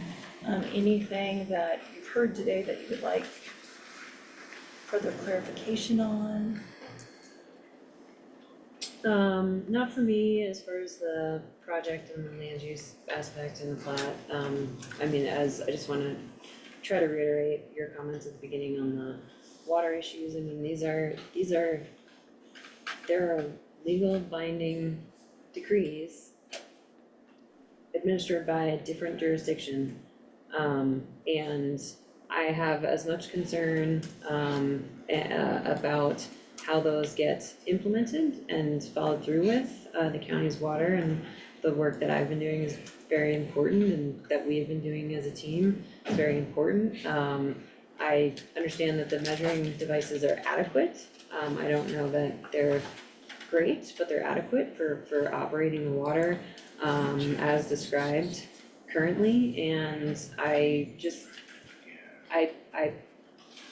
presume and I expect for special use permitting and those two splits, the upper split and lower split, and the diversion box that needs to be put in place to be done swiftly, as swift as possible. I know there's another jurisdiction, the Forest Service, on those lands that may take some time, but you know, I don't think there's one culprit to all of the activities that have been going on in your neighborhood. And I do not envy the culture that this has created for you all. And I hope that everybody can really try to look in the mirror maybe and just change behaviors, and I really hope that things improve down there. But other than the land use aspects, you know, I don't have any other question about this project. Yeah, I think we reached a good, clear point on the housing covenant, but I do see the housing authority director here, so but hold on. I wanted to check with like staff or legal if it's I mean, I don't think we have additional questions, and I don't wanna just have additional comment. So I guess my question to legal is whether it's okay to invite Jackie to speak as the housing director? It's my understanding that Ann has already communicated with her as to that Okay. 45-day period, and given the fact. Yeah, I would just, is 45 days a reasonable amount of time, do you believe? Yeah, the update is just that the housing authority attorney has submitted a red line in early June. I don't know if you didn't see that, but I emailed that on a Sunday, so you might not see it on a Sunday. So great, so we've already got, Okay. it looks like we've already got, so thank you, Jackie, Okay, that's great, it's in we already progress. have Great. the red lines in. So 45 Okay. days seems reasonable. Excellent. Okay, thanks. I don't have any further questions or comments at this point before, I might have a comment at the end when we're done. But I don't see any further questions or comments, so look for a motion. We have two recommended motions from staff. And here is, right at the end of my notes, I just wordsmithed that other condition in PYU, if that works. Okay. Alright, I'll move to approve the Angel 1 final plat and further find, based on staff's review, A, the final plat complies with the approved preliminary plat. B, the final plat includes all revisions and conditions imposed by the Board of County Commissioners during their approval of the preliminary plat. And in addition, the condition that the housing authority transfer fee will be legally reviewed and mutually agreed upon and recorded within 45 days by both parties. Okay, one second the motion. Great. So a motion on the table, another chance for any further questions or comments from from commissioners? Nothing for me. I am seeing none, so call for a vote. Aye. Aye. Aye. The motion with the read-in conditions is approved. Just before we close out this agenda item, I'd like to reiterate something that Commissioner Mudge said. Being a good neighbor in this community is important. I have a neighbor that I disagree on, or agree on very little with when it comes to policy or politics, but he has pulled my plow truck out of a snowdrift. I have helped him fix fence. We are good neighbors. That is a valuable thing up here in a small community in the mountains. I urge the applicant and everyone involved in this project to remember, be a good neighbor to your neighbors. Thank you. Okay. Thank you. Oh, just real quickly, I would just, similar to that note, just going forward, encourage the developer and his team to work in collaboration and respect and professionalism with county staff going forward. Okay. So, hang on. So this agenda item is closed. We had discussed, and let's have a quick discussion with the board and legal about whether we wanna entertain some additional public comment for items not, so, okay, and again, this is closed, so any public comment obviously won't have any effect on the vote because that is done. Please, Ann McKinney. I just also wanted to keep that door open. We're already going to be referring and working on investigating some complaints that have come in. We will continue to be interested in hearing from the public on additional information that you would like to share. We are a great conduit to get to the board if it can do further investigation into matters. So if, there's any, just before you give any concern, if you don't like our code, the way it's written, if you think our process should be different, if you think those kind of things, we're a great conduit to take that kind of information. We're gonna be going into a comp plan update and we will have a lot of public engagement. So if there's areas of our land development code that you would not like to see development happen in the same way that it currently does under our code, provide us that feedback. We're a great conduit for hearing those concerns or any other concerns. We also have a code enforcement division and we do investigate all complaints when they come in, and we do have some pending that will be opened up tomorrow when our code enforcement officer is back in. So please reach out and remember the community development and planning is here to help navigate those waters, and we want to be a resource for all members of the community. So just let us know if there's any way that we can be of service to. So with that, are commissioners okay taking some brief additional public comment? Yeah, I mean, I Yeah. interpret that at the end of the meeting, but I think it makes sense to just kind of wrap that up now. Yeah, I agree. So again, please keep it brief, please don't, just restate things that have already been said. Understand that the vote has already been taken, so with that, any public comment in the room, Jan? Hi, Jan Marzel, 200 Lang Street. I appreciate Ann's offer to look at those water issues. I appreciate Tim's comment to please everybody be professional, because from my own experience, that doesn't happen. To point out right away, this is a violation on a separate property, and the interviewer didn't even have a permit to do this. This is the water decree, and I've now read it many times, and you actually have the person who signed it here in the room, you can ask him. There is no mentioning of the lower split, nor is there determination that the channel he blocked off is not natural. And we have set of maps. And so I'm saying. So is this, you're mentioning decree 3008? Correct, yeah. And so the applicant, Mr. Elias, has gone ahead and blocked that natural stream. The water decree doesn't go on the right.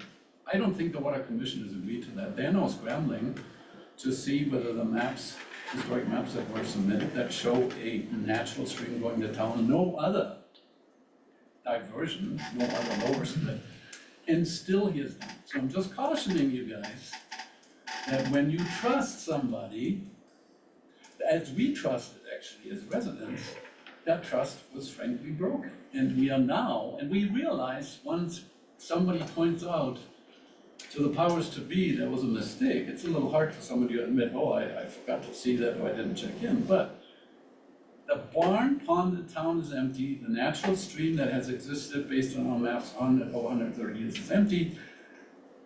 There's no right to this. There's nobody out there willing right now to say, just move those rocks. So I'm just cautioning you for the future, and I hope one-sided action without any basis in the law and regulation should not be allowed. Somebody should be at this time. Thank you. And fine, ask the applicant what he has done and why. That's all. No. Yeah, please, again, say your name, just for the record, yeah. Rick Aiken, part-time resident of Twin Lakes. I want to first say Jan is correct in reading that decree. That is in fact what it says. But more importantly, I want to point out two flaws in what you just did. One, you didn't want to accept comment on things that occurred after you had your public hearing. The comments occurred because of things the applicant did after your hearing. Not having a time machine, you can't go back in time and make the comment at your hearing. So that is logically flawed. And, you know, it's, the other thing really was what Jan was saying about the water treatment. That was the point I was trying to make earlier is in the analysis that went into this approval, the analysis was wrong. I mean, I'm happy to take this up with you later because I'm more concerned about the water. I'm really frankly not that concerned with the plat. But, you know, the other thing is these changes that the applicant made, they don't relate to how streets lay out. They don't relate to any of that. They relate to how it's compatible with the community, which is all through your land development code, and effectively gets ignored when you follow this procedure. That's Okay. all. Thank you. Any other public comment in the room? Yeah. I'm Sally Futmeyer. I've had my home there for 33 years. That stream has always run there. But I want to say, Rick and Jan are right. You had your public comment and, you know, all that on the first.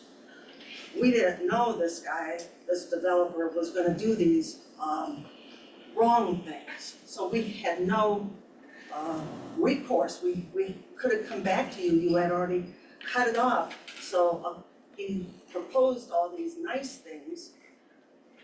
You gave the approval, trusting him, and then all this happens after the fact. So I think there has to be a change in this. And as far as Angel View 2, and if he doesn't become a good neighbor, I think we'll all be back here in public comment saying, no, we don't want this. Thank you. Thank you. Any other public comment in the room? I have one more, it's just a question again. Name, please. So Sorry, my just- name is yeah. Amy Haywood, 200 Lang. When on the Road 26, the spur road, there was a berm, and now it's all cleaned out. And the berm materials are up on the bordering property of a neighbor's residence, so that she can't, it blocks her whole view of the lake. So I don't know what developers are allowed to do, or, you know, if you're allowed to construct a berm out of branches, rocks, dirt, that's probably 75 feet long, 20 feet wide, and 12 or 15 feet tall. So what is the recourse for that? That again is showing not being a good neighbor when you do that to the only residents that bartering is property. You know, I think that these little issues cause us great concern when behaviors like this are exhibited. They're very, very concerning. And so I think when we're looking at allowing a developer to move into our neighborhood that exhibits these type of aggressive and nasty behaviors just to their neighbors, that, there's no recourse for it. And is there a recourse? I won't give a full, sorry, I didn't mean to cut you off, No, I was but I won't give a full answer to that. I'll just say, I mean, Ann and her staff in CPD code enforcement are fully aware of this and other issues, and I think as Ann said, we'll have staff in the office tomorrow, and we'll So is it a bad neighbor when you're reporting these kind of things? It's like everybody being nice and it's just always in response to a unacceptable behavior. So I feel like you're like, play nice, and it's just like, well, it's hard to play nice when we're not perpetrating these actions, but the developer is. I think I'll refrain from commenting on that, set our piece. Well, actually, no, I'll just go ahead and say, I mean, there are things in law and code, and there are things that are norms. And those are different. That's why we mentioned being a good neighbor, that's a norm. You can't write be a good neighbor into code. So code enforcement will look at the code. People have to obey norms. I'll stop there. Any public comment on Zoom?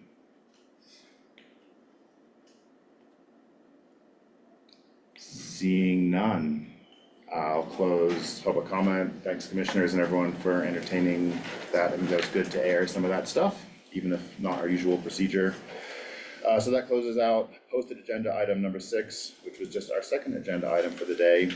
I'll take a break while we clear the room, and we've been here 2 hours, so give everyone a 3-minute break.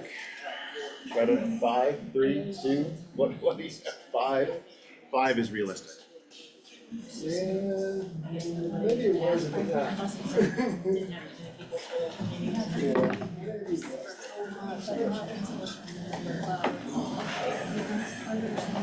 I'm working with Excel and all those giant. How about Century Lake?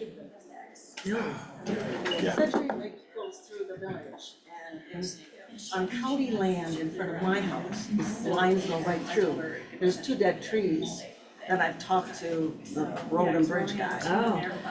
In front of my house, on county land.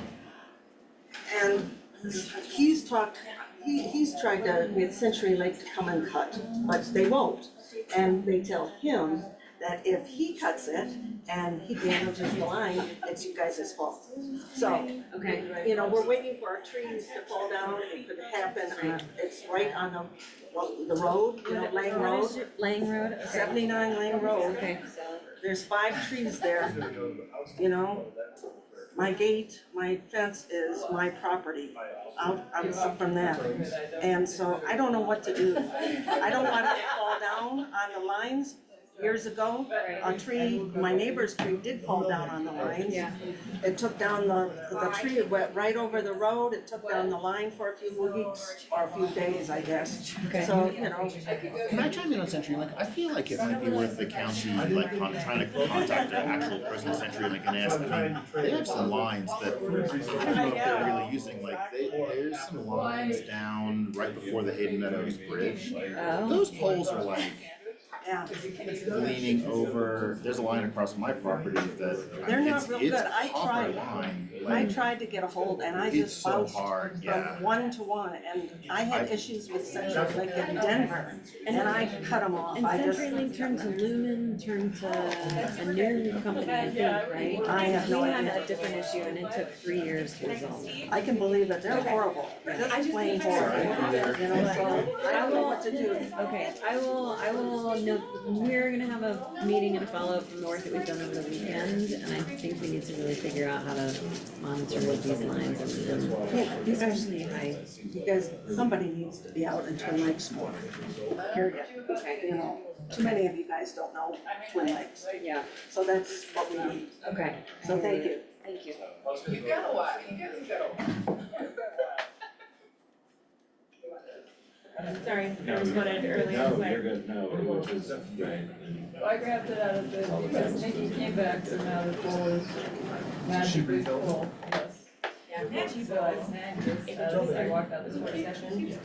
They can't see it. That's nice of her. I was gonna say, I haven't indulged in chocolate. I'm trying to stay more. You got it. Yes, move quickly.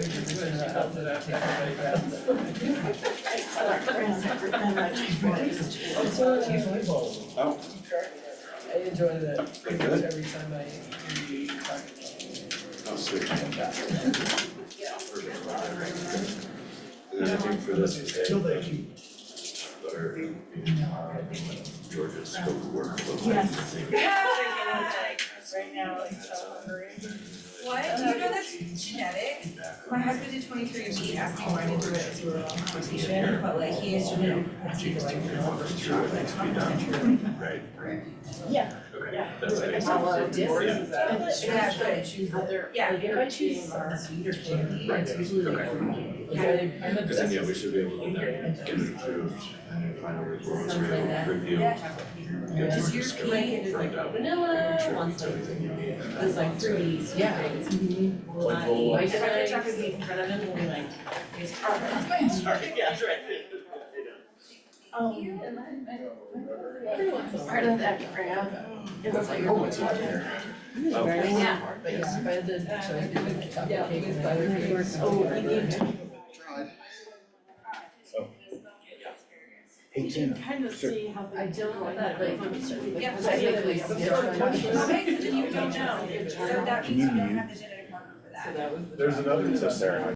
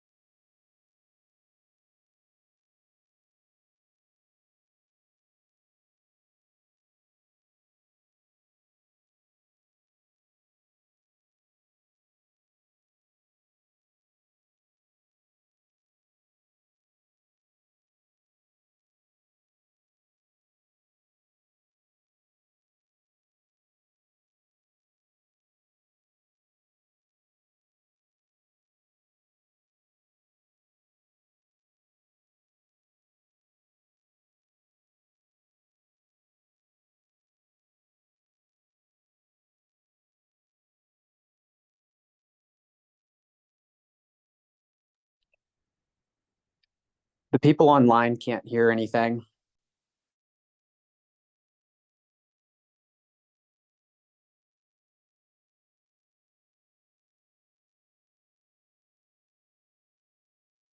Five minutes, so we can. We have not reopened the meeting. Can you mute us again real quick? I just stated we haven't reopened the meeting. We're just muted from all the.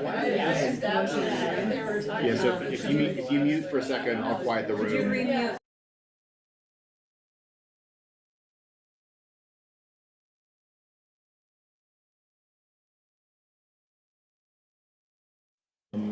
Thank you, Chris. Can folks online hear us now? We're back from our 5-minute break. Think we're good, well, I think we're good. Okay, 2 hours, 2 agenda items down. I think we'll go faster. Only 16 more to go. I know. So, we will go back into our regular order here, which is posted agenda item number 2, updates from the Southern Colorado Economic Development District. Tracy Gutierrez, you have the floor. Thank you for your patience. Oh, thank you. Here you go. I don't know if it's okay if I stand. Sure. Wherever, Is that yeah, I mean, okay? this is the microphone, so Okay. just, you know, I just felt weird when I Yes, sit, yeah. so I just have a few notes here. Very happy to be in Lake County today. Learned a lot, but thank you so much for your time and for the opportunity to be here. I just wanted to share an update from Southern Colorado Economic Development District, SCED. So I'm Tracy Gutierrez. I've been with the organization now almost 2 years. I'm the senior program manager. Our executive director is on a much-deserved vacation, so she sends her regards. But we serve 13 counties as an economic development district throughout Southern Colorado. I work primarily in Pueblo, Lake, Chaffee, Fremont, Huerfano, and Custer counties. But then we have projects that we do throughout the entire region. I have a counterpart that works in the counties out east on the Eastern Plains. And then we also have a special projects and broadband coordinator who's fairly new, and he's still getting his bearings. So I'm sure you're familiar with our goals and objectives in supporting economic development throughout our entire region. But I just wanted to provide a few updates, and I wanted to come in person and visit Leadville for the day. So my husband and I came early and walked around, and we loved coming back. So primarily right now, one of our largest initiatives is our broadband initiative. And I'm sure you're familiar with that. SCED was funded for 4 of the 7 projects that we submitted proposals for, totaling nearly $15 million. One of those projects is here in Lake County. It's a little over $1.2 million, serving 132 locations north of Leadville from Ski Cooper and then down into residential areas. So the subgrantee for this project is Vero Networks. They're our partner. They were our partner on our proposal. And they will serve these homes and businesses with a mix of fiber and wireless technology. So those projects are getting ready to be underway. So you'll be seeing that, and we'll be working very closely on that development also. Next steps in deployment for broadband in our state, we have we have the BEAD process, so that's currently in public comment. We will be submitting proposals for BEAD as well. So as of right now, I haven't seen all of those final projected possible proposals, but we'll be sure that we provide some updates for you, for the commissioners on that. We are we have a very good working relationship with the Colorado Broadband Office, and we are currently part of their workforce development initiative. So that's something that they're looking at in support of the broadband initiative, because obviously you have to have the workforce to complete those projects, and we want the workforce to be developed locally, supported locally, especially in the counties that we serve.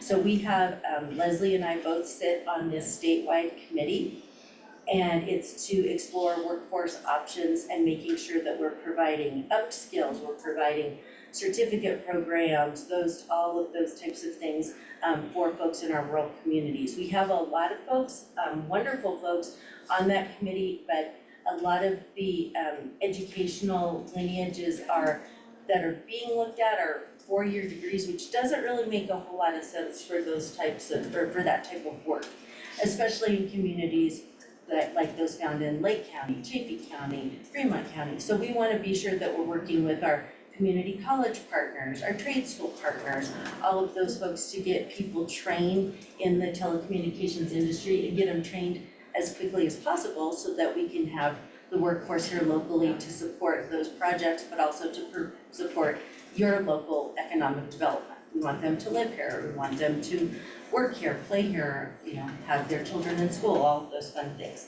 So as we move through this process, you'll be hearing more about that workforce initiative.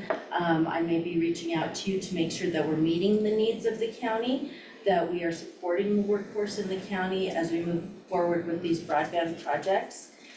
Something else that SCED does as part of our goals and objectives, we want to make sure that you're aware that we are beginning work on our next SEDS process. So that's the comprehensive economic development strategy that we're required to complete every 5 years. That's part of our agreement with the EDA. So we'll start planning for that later this year as board members. I know we have board members on our SCED board here as well. You'll be hearing more about that also. But we use that as a tool for economic development for the entire region and also to look at those important projects for Lake County that we can partner with you and implement. So that's something we want to be sure that you're aware of. I started 2 years ago and learned about that. Okay, here we go. We're also involved with a state organization and they're looking at a statewide SEDS process, but we haven't moved forward with that. We have a good process in place at SCED, so we have a great executive director, so I feel very confident as we continue to move forward in that process. We want to be a good partner with Lake County. We want to be sure we're supporting your efforts in economic development. So with me being the primary contact, please know ideas, things that we can work with you on, projects that we can work with you on. I'm very proud with the Rural Jumpstart program through this state. Lake County was actually the first county to come on board, and SCED was the sponsoring entity for the business that became part of Rural Jumpstart. So we'd like to be able to bring more of those types of businesses to Lake County as well and work with you all in that process. Something else that we are very proud of that is rooted in our goals and objectives, we want to support you through any grant writing, community planning, grant administration, all of those types of things. Those are our goals and that's what you pay your dues for. So we want to be a partner with you and be sure that we're supporting you in that way as well. One thing also that we've recently implemented, and there's some handouts in your packet, so I won't go over them, you can read them at your leisure, but I do have our latest one sheet that summarizes some of our services and our programs. Also, our latest broadband newsletter is in there with an update on all of our broadband projects, and you'll be getting those now monthly starting in August because of the amount of projects that we have and what we're continuing to do moving forward. Eventually, they'll be on our website. Don't look at our website yet because we're going through a complete revision, which I'm very proud of, but it's taking a little bit of time. So don't look for those yet, but by August 1st, I can say, hey, check out our new website. That's my goal. But something else that we're doing is our partner management services. So that's fairly new. And it's something that we feel we can really support our counties with.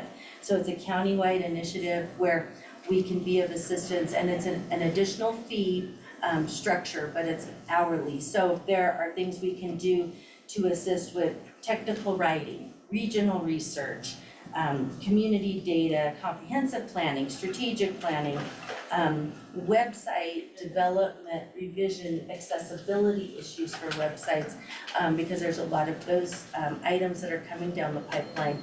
So if there are things along those lines that we can be of assistance with, that partner services agreement or partner services flyer is in your packet as well. So that's something that's new that we're doing. We are a staff of 4, so we like to say we are small but mighty. But I really enjoy the work that we do and being of support to our member counties. Lake County is always a great partner. And with that, I'm happy to answer any questions, any clarification. And I'm just really glad that I was able to be here today. And I'm definitely going to be watching your future meetings because I do watch online too. So. Great. I'll say, well, thanks for coming up in person. That's great. I know, as you said, you're a tiny staff and a huge region that you cover. So that is daunting. And again, I appreciate you being in person and giving us an update. I'll say, yeah, so good. I think we'll make sure that we circulate some of that stuff in our packets. I'll just make a couple comments. One is, Yeah, maybe, when I came on as commissioner, I think we were just wrapping up that economic development planning process, so it's good to know that that's starting up again, what that timeline is, but maybe just so you're aware, Sarah and I are rolling off in 2025, so maybe just put in the back of your brain to make sure to, establish good connections with the candidates and whoever wins our seats, because it'll be different people as you actually launch into that 5-year update. And then maybe a second thing I'll say, I think you've been in touch, but we, in the last year or so, staff have done a lot of great work on getting our sort of grant identification and application and tracking systems in better place. So I think we can continue to be a better and better partner, with, when we can work together on identifying and applying for grants. We So try thanks. to be very proactive in Yeah. that. So, and if you all see something that comes across your desk, and as I see them, I want to be able to forward them to county staff and to you all. And if there's things we can be of assistance with writing and bringing to Lake County, we definitely want to do that, so. So yeah, any other questions or? I'm not sure what my question should be necessarily, but with Vero and them engaging, do you know details, like what, is there some sort of scope or term of engagement with them as a partner in the county and what they're supposed to deliver? That would actually be a Vero question, Okay. so let me check with them and check with Leslie. She'll be back the end of next week. But I can check with them as well and I can let you know because I honestly don't know. And we've actually had similar questions. CCOM is our other partner and they're doing some projects out east. So we've had other similar questions and I haven't received clarification yet. So since we've gotten them now from both, but I'm happy to look into it and I can let you know. Yeah, that'd be great. And I'm not sure if it's applicable, but I'm wondering if there's some sort of agreement on fees for a certain amount of time, or is it in perpetuity, given that they get to take advantage of like grant dollars or something? Yeah, I'll have to double check on that, cause Okay. Leslie actually wrote those proposals with our partners. We work very closely with Detesco out of Fort Collins, so they've been our engineers on all of these projects, and they actually may know as well because they helped us put together the proposal. Okay, I think I can let you know. I did have one question for you all, if possible. I know you've all been great partners and I can always reach out to you from an economic development standpoint. Is there someone also within the county that I should be sure that I'm corresponding with or that I can forward some of those grant opportunities to? I know Tim and Zaki. I'm Catherine Barron, the grant administrator. Oh, okay, I saw your name. That's, I guess I would be the person. When I failed, I just introduced you to Adam Ducharme. I failed to do that before this meeting, just seeing you sparked it, sorry. But he's our tourism and economic development director. Great. So I think he's gonna try and text you Okay. soon, and then maybe while you're in town. Okay, Yeah. I'll get in touch with you. I have your name and I'll send you my info and then. Awesome. That's great, okay. And I don't know if there's any other questions or anything else we can do, but just know that's why I always like to come in person at least once or twice a year, so. And please let us know if you're visiting Pueblo and you wanna stop by our office also, so. Yeah. Thank you. I just might note, that, the sort of pay for services, or maybe that wasn't quite the right word, but I think, that list is in the packet, and I think it would be great to circulate that with staff, cause we're a small county too, and, we don't always have a massive staff that's able to do everything, so we're always looking to contract out, so I think it's good to circulate that, and see where that works. Please So, let us know, that's what we wanna do, so. Yeah. And I thank you so much for your time and have a full agenda, so. Thank you. Thank you all, have a good day. Thanks, Thank you, you Tracy. too. Okay, agenda item number 3, updates and overview of the community center feasibility study. Brenna. Right here. Move up so that people online can hear. So we decided to do this just so you all feel informed. If you have any comments or questions, now is a good time, but I'll give you a couple of updates. So you'll see me once a month over the next couple months giving updates. So for right now, we are about to wrap up phase 2, and the biggest part of that is the market analysis and the survey. So those results will be shared at the meeting on next Tuesday, on the 23rd. And that's gonna be great. We're trying to change up the format a little bit, and the first hour, it starts at 5. The first hour is intended to be kind of a meet and greet with OLC, so people have a chance to chat with them a little more informally. And then they'll give the results of the market analysis and survey to date starting at 6, I believe. And then Bob from OLC is gonna be here Thursday, Friday. He's meeting with all of you one-on-one. I have 11 meetings scheduled for him during that time. He's meeting with, we're gonna meet with the senior center as a group, and then Rochelle, meeting with Lori from the city, all of you, and Tamara from the races, Latina Sleegress, those are the ones I can. And then we're gonna do a full tour of all the rec facilities as well. I have a couple slots open. If there's somebody that you think would be good, I can try to slide them in, just reach out. And we'll be continuing those small group and one-on-one meetings kind of throughout the process. And so again, if there's anybody you can think of, if I can't set up an in-person thing, I'm happy to set up a Zoom thing as well. And I believe that all the sites are finalized. Community Field Library, Harrison Field, and then I met with Kate this morning, then I met with Tim. Can I announce it? Yes. Okay.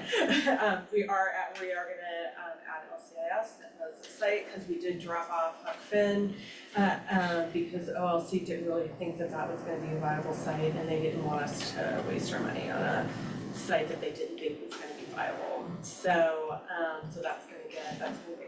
So I'll have more, and Bob is on vacation right now. He and I chatted about it a little bit before he went on vacation, and he seemed to think it wasn't a bad idea, just to get some numbers kind of on paper, so for us. So, but that's it. That's kind of where we're at right now. Any questions?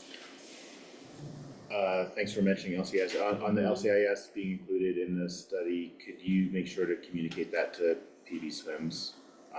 We literally 5 minutes ago. That wasn't like a why haven't you? Yes, That was I'm happy to reach out to Jane. I mean, they've been very adamant, well, and Linda Duffy too, and just Is she on their board? I don't know what her Was that the position. person who was that the Linda that was at that one stakeholder meeting? That was the person that I got frustrated with at that stakeholder meeting. Okay, yes, So I think I have her email. Love some assistance. Okay, yeah. No, we'll do that. And, I can communicate that. That is fantastic. Yeah. Do you have anything else to add? Yeah. Can you go over those dates again? Was that the 23rd? The dates for the meetings this week? The freight meeting, and then this week. So it's Thursday, Friday. I have his meeting starting at 10 on Thursday, and right now the last one that's scheduled is 4 o'clock on Friday, I think. But I have a 3 o'clock in there. I might have a 10 o'clock. Oh, I have meeting comes week too, because we're gonna figure out the best way to do meetings for Twin Lakes as well. I put one-on-ones on each of your calendars for that, and then Greg's also on the later for that. Yeah. There'll be tamales. Any other? I had a question on timing, so, don't need a super exact date, but so when does the stages of work begin to get into sort of the financial requirements and the financial model? I believe that's in stage 3. Yeah, which would be roughly. I think, I would say September. Okay. Cause that's the last phase, so that's when numbers will start in, so this next phase, phase 2, will be really focusing on site analysis. Mhm. And so I think after that, that's when numbers Yeah. start like bubbling up. And we're working really closely with Ann, Jackie, and all of that, especially in the Harrison field, obviously, so.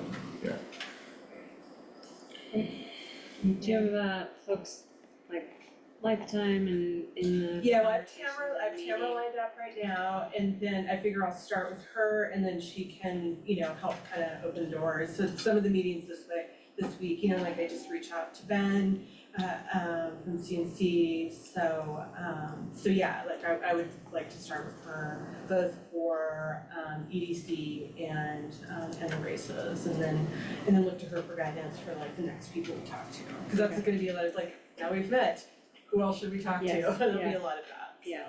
Great. Yeah. On that, over at different places and times, PP Swims has said that they've had a lot of outreach to like grants or other financing mechanisms, but they've never really provided any detail on what those are. So I think maybe just as we get into that September phase, just trying to see if there is anything there from PP Swims' side that they've explored would be good. Yeah, I think now that that we are officially putting LCIS on there, I'll probably have Bob sit down with Jane, maybe, I don't know if we'll be able to line it up for this trip, but. Yeah. I don't think it's urgent, but it's like, to get into that Yeah. financial side, so. Okay. Thank you. Yeah. I think. What was that? Oh. Oh, I didn't notice the magician. Okay. Great, and thanks for running such a, good, clear process with a lot of outreach, so thanks. Yeah. I appreciate the updates here. Yeah, anytime because I don't want you guys to feel put on the spot, like we called it the Safeway notes. So at any time, if there's something that you can't answer, please just send them to me. I'm happy to field, questions, comments, whatever. I'm already doing it, so just, I'm not sure, Are you sorry, can you restate, because 4 is a lot of things for me to keep track of, what are the 4 locations again, so LCIS? Yeah, Community field. LCIS, so Community Field, Library, Harrison Field, LCIS. Great, Those are now the okay, 4 sites. thank you. Great, Okay. thanks. Okay, I'm gonna stick around and see if this guy's got a snack. Yeah, after like 30 seconds. Okay. Okay, updates on housing at 10,000 feet. Yeah, so I'm gonna start with the Harrison Park or Harrison Field. So we found out about the feasibility study, and certainly, if you remember the initial land use memo that I put together had a massive public use, available in that sanitary flow study. So if Harrison Field does become the selected site, I'm gonna allow the process to play out. We did meet with the state on Monday, and because we have then 2 grants paying for 1 master plan, it becomes a little sticky. And so what we discussed with the state was that I will, if that indeed becomes a planning site, I will focus on just the housing piece, and the infrastructure, because we do need to get to a little bit more detailed civil for that site, so that we can, that's what the state was funding my project for, was to get to the point where we're actually getting infrastructure cost estimates to eventually build housing as well as a public use. The public use can benefit from my grant, which is the housing grant. There's no issue with that. And it's actually probably helps drive down a considerable amount of costs in the long run if we're putting in infrastructure for both things. So they actually like that. There's just some, I'm not gonna get into the nitty gritty, there's just some rules that I do have to do a separate RFP for civil and stuff like that. So as of today, I have a draft RFP. I'm gonna have to scale it back because there'll be less, I'm gonna figure out how to adapt to the public process. We're not holding 2 different public meetings on the same site, if it becomes a site. So I'll adapt the housing piece to that, which will be heavily centric anyways on the needs assessment, because that's really gonna be the determination of kind of housing we're going after anyways. But on the back end, I will be diving more into infrastructure, site design, stormwater management, circulation streets, and the costs of getting that main bringing stuff in the site so that something like a public use like being described could be realized without having to carry the infrastructure burden. So I think it's a great thing. I'm very excited, so. We're excited too. But we just have to, it changes my scope, and the only thing I'm worried about, not worried, it's the wrong word, I'm cognizant about is I just have to be done by the end of December to get ready for potential actual application. So, Okay. so you might be seeing some like civil being pushed out ahead of, but what I envision is working with their selected consultant to basically create a master parcel for them to work it within the confines of that parcel for that use that they're working on. So I think it's great. We slated 60% of that site for public use, so housing can definitely fit around it. So that's it on that. Okay. When I hear about more housing stuff, you can. I can go eat lunch now? Yeah. Okay. Just on that and needing to be cognizant of other things, I mean, I think, I don't wanna get ahead of where the school district is at, but with the school district now, pursuing leaving LCIS and consolidating on other sites, I think it does bring back to the fore some very tentative discussions from like 3 or 4 years ago about the school district having an interest in some portion potentially, just wanna keep throwing the word potentially, like out there, in some portion of Harrison. Yep. Which would impact your work, so I don't think we need to say a lot more, but I just wanna make sure that you're aware. We actually included the school expansion in the sanitary flow study, and I've reviewed Okay. the master plan, so I'm well aware. And it would be, for what that process is envisioning, that's such a huge nexus of having those kind of facilities next to each other, so. But yes, we did actually include the school expansion piece, which is taking the LCIS classrooms and putting them in one. So I would go further than that and say, like, with a new superintendent, new CFO, a lot of new board members, I wouldn't rely on the school district's master plan as a definitive document. Sure. And there may be other interests in other parts of Harrison. Well, the additional 2-acre strip that they have is paramount to the discussion, so if that is again the site, the north acre adds a lot of capacity to the site, and then the south acre is essential for utility connections, especially sanitary. So I think, again, what I heard from the state, which I wholeheartedly agree with, is they've told me to pump my brakes to allow the site selection process to play out. Yeah. Which is fine, and so if that site is selected, then you'll see me issuing an RFP and getting a contractor real quick, because we have a very limited amount of time to get the civil stuff on it. But to your point, housing for that site can fit. It fits well around the uses, but certainly because the site is currently a baseball field, the expectation should be that there's public use. And it's great. Yeah. We can still get 120 units of housing on there pretty easy, so. And I will just remind the public that the big thing right now is because there's so much state funding around housing projects, for instance, Strong Communities, it's a 25% match up to, I think, $4 million. So to bring $4 million in infrastructure on the site to benefit housing that those public uses benefit off of would drive down the cost for the whole community. So there's no problem from where I sit, we're playing in the sandbox on that one, so I'm excited. Okay. So then going to the infill site, stuff, so we've gotten a lot accomplished, and again, I'm just trying to keep this an update, be quick. The sanitary line for the 3rd Street has been reviewed by the Sand District and it's out to bid, or will be out to bid next week, we're starting to notice it. Survey and site plan, which is really the reason I'm here today, we'll talk about here in just a sec, is complete. Developer selection, as you know, is complete. Excel Energy apparently has designed the site, and I'm just waiting for the magical cost estimate, which I'm on pins and needles about.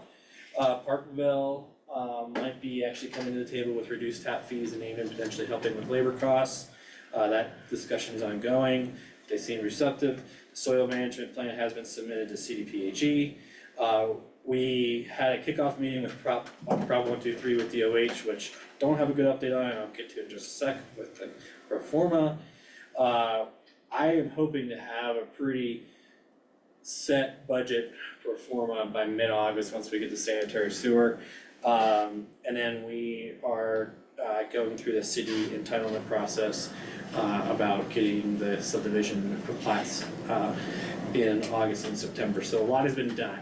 So with that, I know this is in your packet, and I wanna hand this out, and I don't mean this to like, don't put it overly, this is very, very draft, because it's gonna have some scary numbers on it. And I don't mean it to be that, but this is for Prop 123.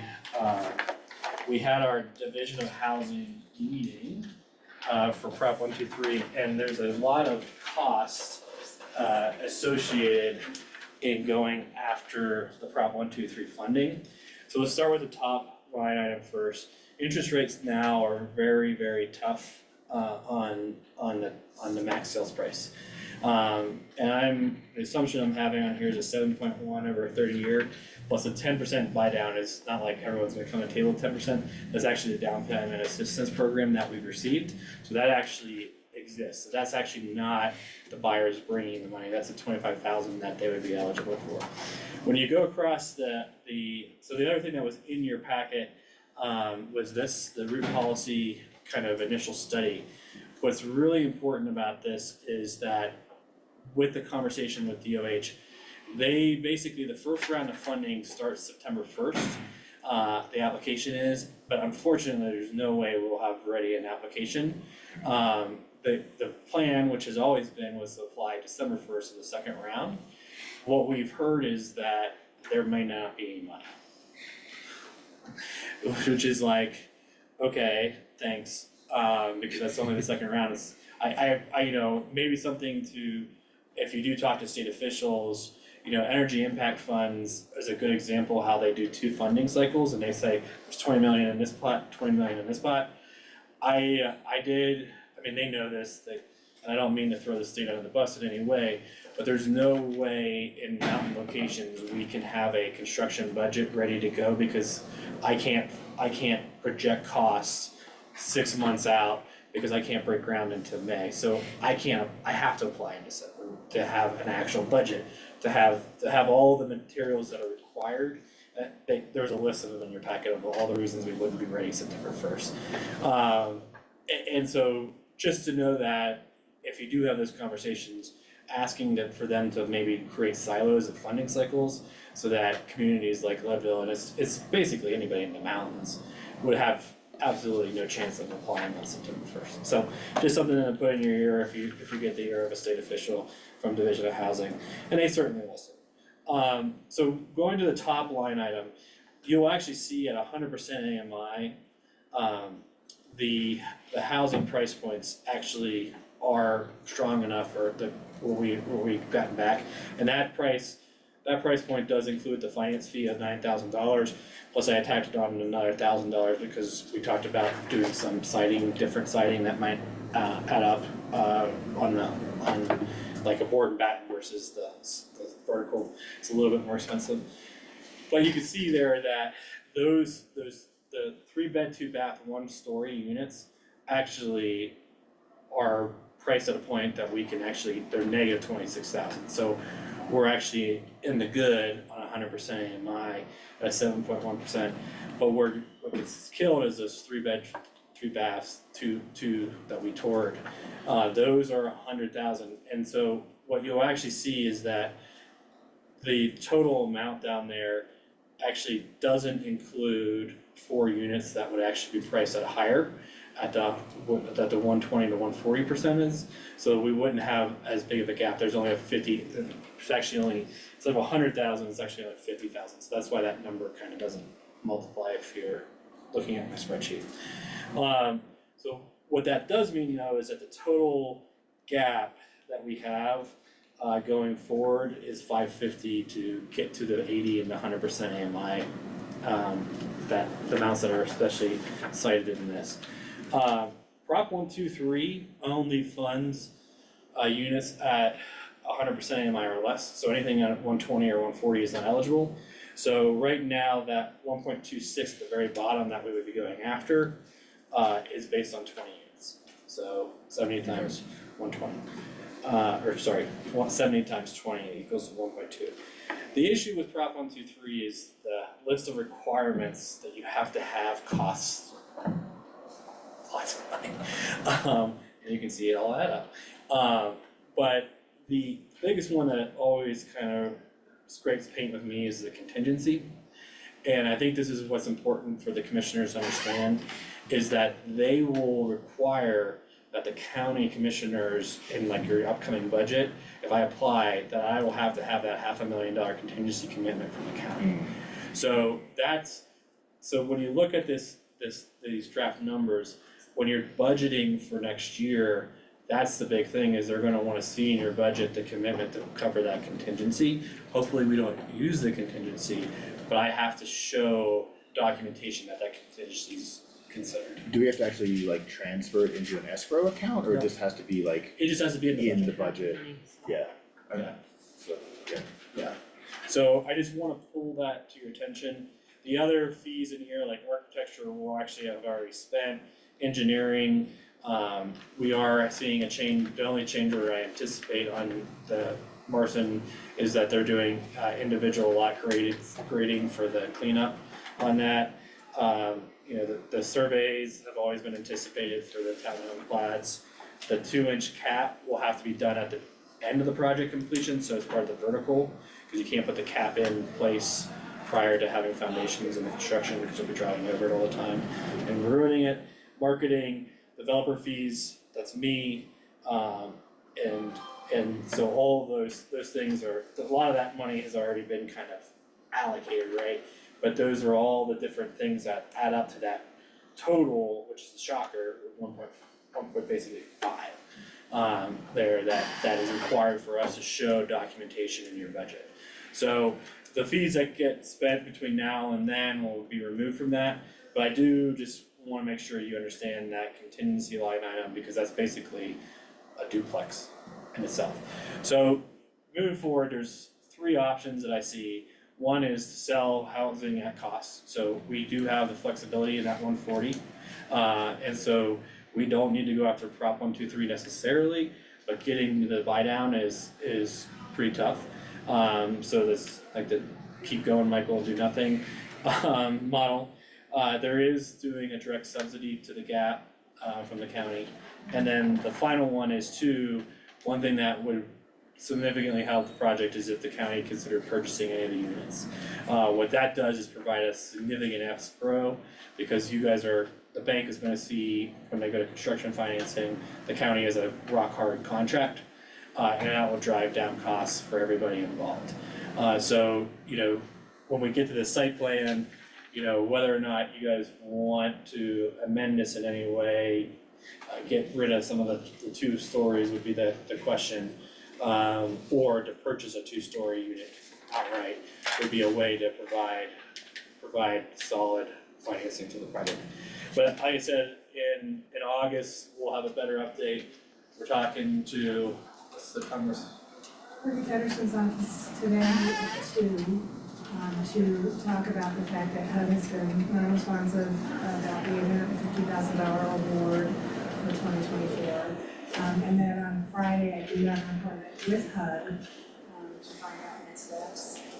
Their webinar seemed incredibly challenging in terms of how to access this funding, and we really like it now. But we have until 2032 to be able to capture it. So we have two meetings this week to try and address that. And as much as, so one thing again, when you're thinking about budget, that 850 that we were potentially relying on for this project, that might be a great use of a match for the Harrison Park infrastructure potentially, because it's a little bit further out than going to this project, but there's gonna still need to be that gap somehow also made up potentially. So, like I said, I will have a much better update of where we sit within the infrastructure budget in the next few weeks once we start getting bids back, so, and I'm on pins and needles waiting for Excel Energy, so. So without going after Prop 123, that adds the total gap you would add Well, so then it really goes to. 1.2 to the No, it's 965. 550 is the real gap, that is like the gap in subsidizing units to price points to be hitting. Again, if you see the AMI price, that's what we would be listing to buyers. And so when we go to marketing, so we could potentially, I'm not suggesting this, but go it alone without Prop 123. It does come with a ton of extra requirements, just like HUD. It comes with a ton of extra stuff that we gotta jump through, but for 1.26, I mean, no jump. So it's just a matter of figuring that out. So I was a little disheartened to hear that they're just anticipating that they have such a backlog because of the state transferring all the housing funds to the 6 LIHTC on the Front Range, that they did not fund anything else this year, and so there's a whole year of backlog projects that they're anticipating that are gonna come forward in September 1st, so. Thanks.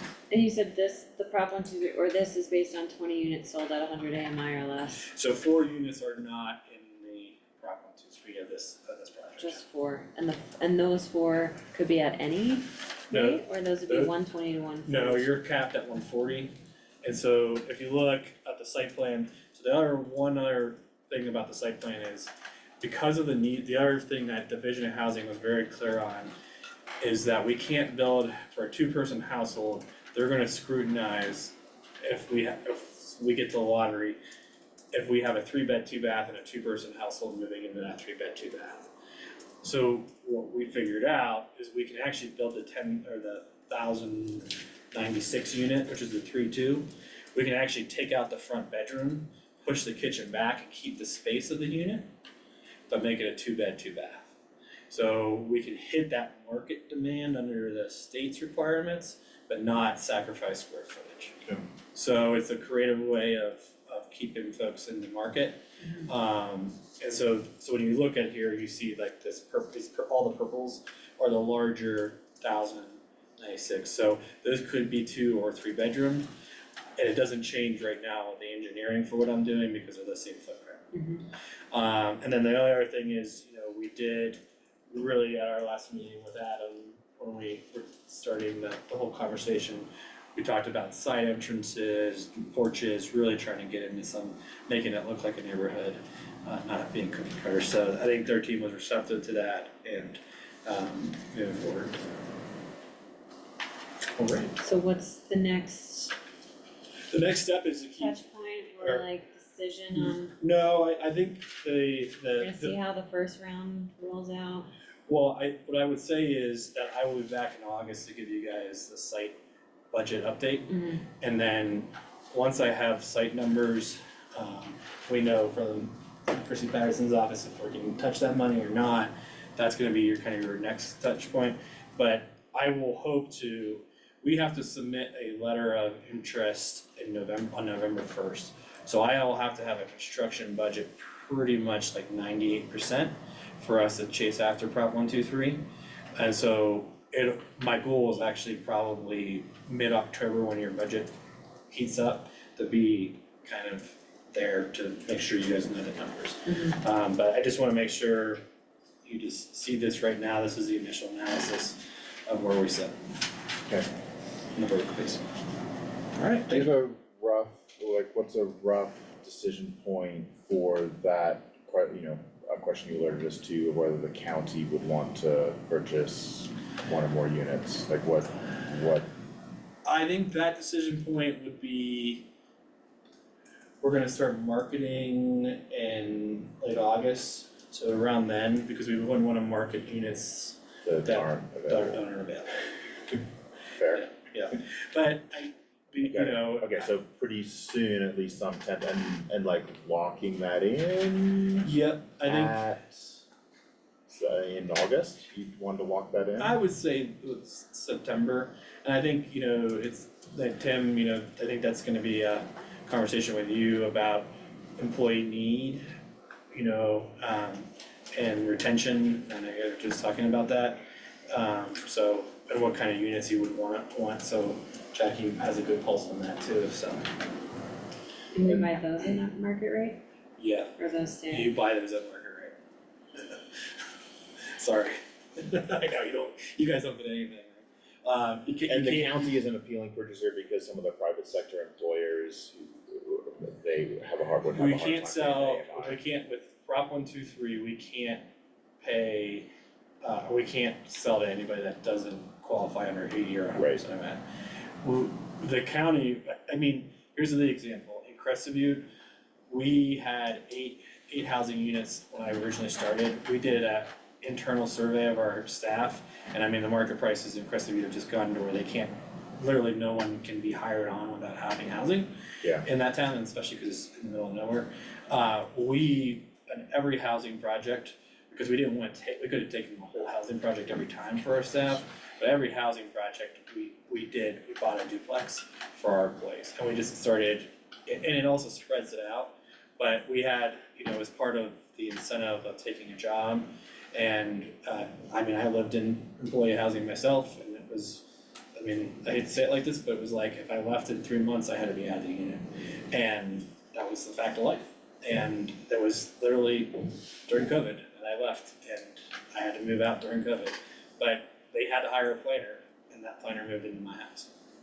They couldn't function without it. So you're making an assumption that we would want to, like offering the county rather than having another qualified buyer purchase? Yes. Okay, because another employer could purchase. Absolutely. Okay. Yeah. No, I think like Jackie and I talked about, if we don't see a strong market for potential buyers, we would, for instance, like, I'm just gonna, not saying we would do this, but Climax would be a likely candidate of like, if there's, but they do not get the discount, like just any business that buys has to pay what our, like, they're still getting a huge discounted price because of all the land and infrastructure and everything else we put into this, but they're not gonna get we're not gonna finance the gap, public, like. Yeah, gotcha. If we do purchase any, say we bought 2 units, which number would that eat from, the 120 to 140? It would depend on what unit you want. Okay. So, and here, do you want a 2-bed, do you want the 3-bed, 3-bath, tall unit, or do you, that's why I would say there's a conversation with Tim and Jackie to say. Of who we house in there in those AMIs, is that what you're saying? No, I think it's more of what are they seeing when they hire and recruit folks? Like, are they seeing families? Are they seeing folks that, I mean, dare I say, even having like, roommate situations when you're originally hired, so, and we did it all in Crested Butte, so, and we, our park staff, we had a 3-bedroom unit, and we put park staff in it, so, anyways, I mean, it just depends on what, I mean, you probably know best where you're really struggling to hire with salaries. I was Huh? So, but, yeah, why don't you think about that, and, again, I'm taking up way too much time on 16 item agenda. Okay, thanks, Mabel. Thank you. Yeah. Okay. Posted item number 5, discussion and consideration of a community builder's proposal for a joint county and city comprehensive planning process. And you're listed as leading off, but I also see community builders online, so.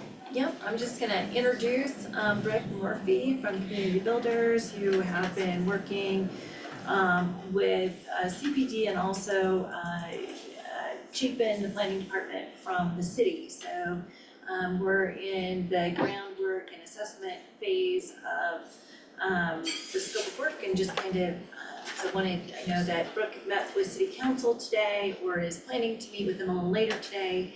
And so we just wanted a quick 10 minutes to do some introduction. They've also met with the community leadership team at the county. And so we just wanted to invite them today just to give a brief introduction of kind of what how they'll be engaging with us and working with us. Yeah, thanks, Anne. Can you all hear me okay? Yeah. Yep, you're good. See me? I'm in frame. I can't see myself, just want to make sure. Okay, good. So good afternoon, everyone. I'm Brooke Murphy with Community Builders. I'm here today, as Ann mentioned, to provide a brief update on the project proposal for a joint county-city comprehensive plan with Lake County and the city of Leadville. So, and then I can share my screen, correct? Yeah, I think we gave permission. Excellent. Okay. Perfect. So as Ann mentioned, we are currently in what we call. Brooke, could you maybe make that full screen on your side? Better? Yeah. That's good. Okay. So we are currently in the groundwork stage. Now, this is very early stages where we're building political will, we're building community buy-in on both the county and the city sides. We're starting to engage in some targeted community outreach. We're building the systems and tools needed to carry out a successful project. And, there are still some logistical and process considerations that we're working through collaboratively. This is my first opportunity to get in front of the board, so I'm excited to meet you all. I'll be the project lead for this on the community builder side. So today I wanted to provide some insight to the board and to the community, anyone who's on the line as well, into how we, meaning myself, community builders, and city staff, arrived at this really unique project proposal for a joint comprehensive plan.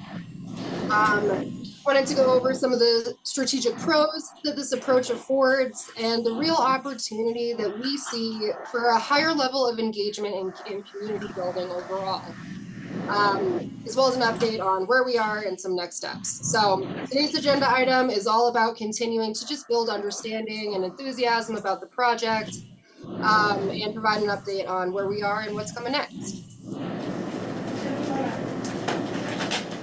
So just to take a step back, when we're thinking about what the big idea is and why we're here and why we arrived at this project proposal, Lake County and Leadville are like many Colorado mountain towns right now that are experiencing pretty significant change.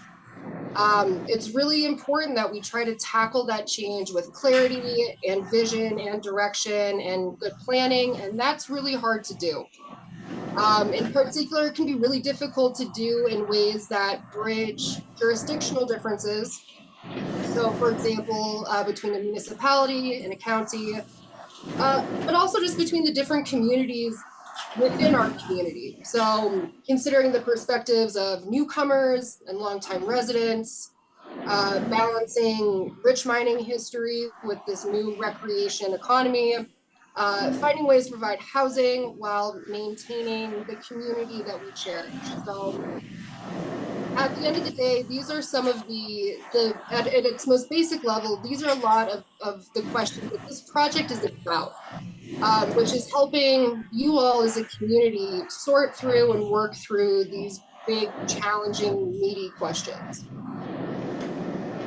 So just as a little bit of a background of how we got involved, the county reached out to Clark Anderson, who some of you may know, executive director at Community Builders. Last year, we started having these conversations, and they asked if our organization might be able to come in and help communities like yours work through these types of really challenging questions. Ultimately, the county needs a new comprehensive plan, something that can provide the policy and the direction so you can more effectively manage growth and manage change in ways that are better aligned with who you are and shaping a strong economy while also caring for community. So it also just so happens that the city of Leadville is also edging towards doing a comprehensive plan update as well. So at the time, we said, the county is doing really incredible work. You have really great momentum. You should come to this training that we do. It's this thing called Building Better Places. And so the county attended. And over those 3 days, did a lot of strategic thinking and getting on the same page and trying to figure out what we need to do as a community to move forward this desire for developing like a shared cohesive vision for the future and what that future looks like in this region and in this community. So following the training, Lake County applied for our technical assistance grant. And we've had, we brought in the city and we started having some further discussions, and through these conversations, explored what it would look like to integrate city and county planning efforts, recognizing that both county and city need new comprehensive plans, and that in an ideal world, it would be really cool if these plans were well aligned and they plugged into each other in a really neat way. And that's really become the focus, the key focus for this project. So what we're discussing is an integrated county city comp plan. It's a unique approach. Naturally, that raises a lot of questions, which is why pursue this? Why make it seemingly more complicated by integrating these two? And what are some of the pros and cons? So I wanted to present these and sum these up for the board because I think they're really important to building support and buy-in for this process and this project. So to sum up some of the key things that we've had in our conversations with Ann and Chapin, common challenges that occur in community planning in general, and in city-county coordination in general, is effective community planning really involves or should involve thorough process in uniting people and bringing people together.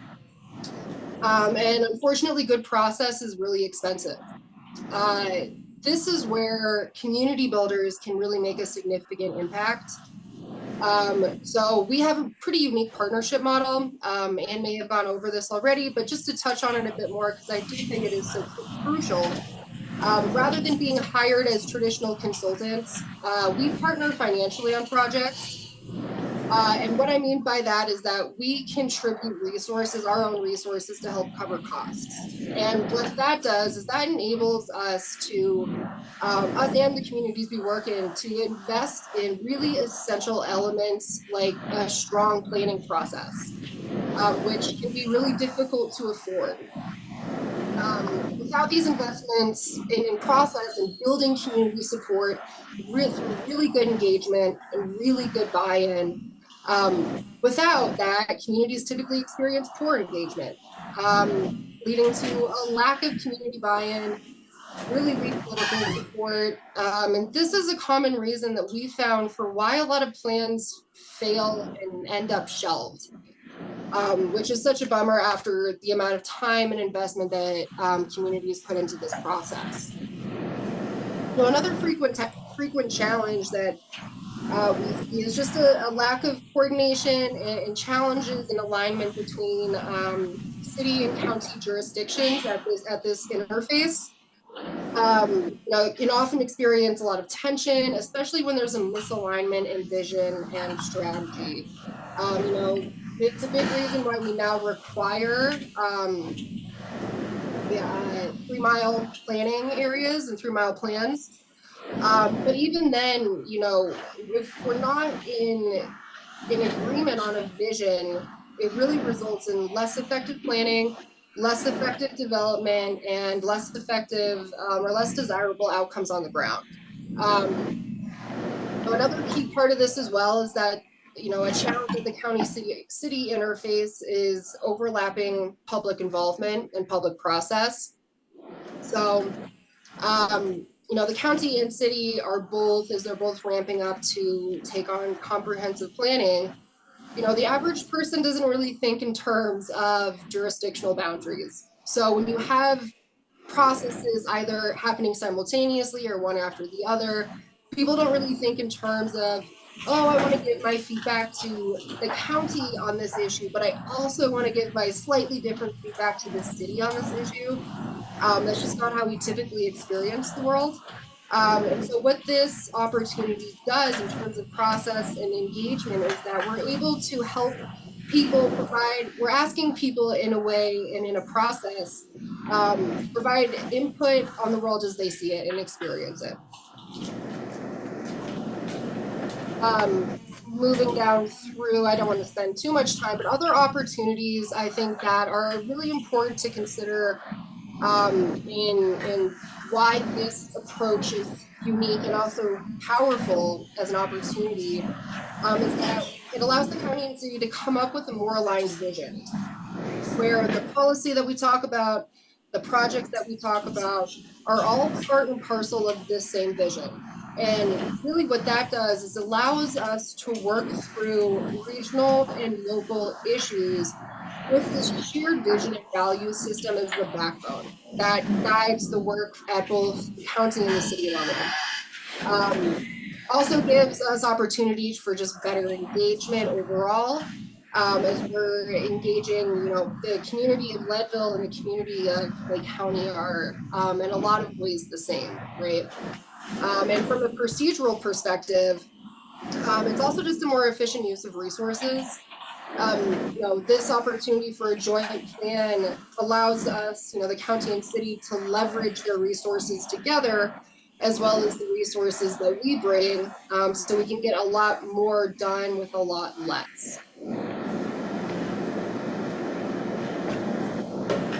So I just wanted to quickly mention just some key elements behind our approach. First and foremost, at the top, this project is going to be really fun. It's going to be challenging. It's a pretty big undertaking, but the outcomes we think will be really meaningful and lasting, because this approach is so focused on doing good process.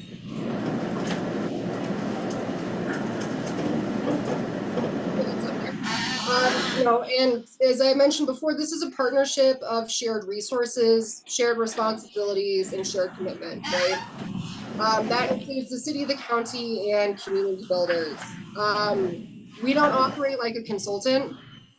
We are more like a guide. We will roll up our sleeves and we get in there and we do the work alongside y'all. You'll have ideas that we haven't thought of, and vice versa. So we don't take all of the outcomes from the community input and engagement process and go back to the lab and cook up a bunch of strategies in isolation and then put them on paper and hand them over. Our process is really about co-creation. So, involving and working right alongside the county and the city as partners and co-creating the strategies that end up in the comprehensive plan. That may sound really kumbaya, and it kind of is, but at the end of the day, we're really committed to meaningful engagement. That can be scary and that can sound scary to a lot of people. I think we've all had bad experiences at some point with public involvement when it goes left. But what we are really good at doing is working with you guys and doing it in a way that we work through challenging issues rather than around them. And along the way, we focus on building a sense of belonging in the community, a sense of shared vision in the community's future. And we do that by bringing voices to the table of those who may not typically get involved. A project like this definitely requires a higher level of collaboration and coordination, not just between the city and the county, but also partnerships with other organizations and institutions in the community. That at the end of the day, those will be the most important to actually getting things done on the ground. So this slide, I touched on this a bit, just really wanted to hit it home. Provides information on our partnership and funding model. The key takeaway here is that we are largely funded through philanthropic fundraising and donor support. So Gates Family Foundation is one of our biggest donors for this kind of work. And it's this funding model through which we're able to help match local funding contributions to projects, to help cover project costs in ways that allow us to invest much more heavily in community engagement and good process design. and allow us to also really focus on doing everything that we need to and doing it as many times as we need to get really quality outcomes. So I've covered a lot. I just wanted to, I guess mention that we've done this in a lot of places and quickly cover 2 project examples. So the first one being the Gunnison Valley. This project was an economic development strategy, but I mention it because it was regional, and it brought together multiple municipalities dealing with really similar issues as you all. We're all struggling with change, and the jurisdictions didn't necessarily agree on how to address it, and needed some help coming together. So we helped them design a process really leaning into grassroots and grass tops engagement, really robust public involvement, and building out a framework for collaboration and coordination between the various jurisdictions in the valley. What's really cool is that we had an opportunity to kind of go back, I think it was last year, and do an update to that plan. And the structure and a lot of those relationships that we built during the original OVPP are still in place today. And they've had a tremendous amount of success. And they really became a model for regional planning in a lot of ways. The other example that I'll just mention quickly, and more recently, we helped the town of Silverton. And I wanted to mention this as an example as well, because what they got out of this project and this process is, I think, what y'all are really looking to get out of it as well, which is a community long-range plan. The project was about bringing together community to identify shared values, build a shared vision for the future, and develop a strategy framework and a set of strategies to make it happen. I'll move through this quickly as well, but this is just an overview of all of the various community outreach and engagement strategies and tools that this process leaned into. And it ended up resulting in a really, really strong plan for the community. So covering all of that, where are we today in the process? What's going on? So this is just an overview of our assistance or our planning model. Right now, we're in the groundwork phase. So we're doing the scoping, we're doing the process design, we're building the systems and the infrastructure.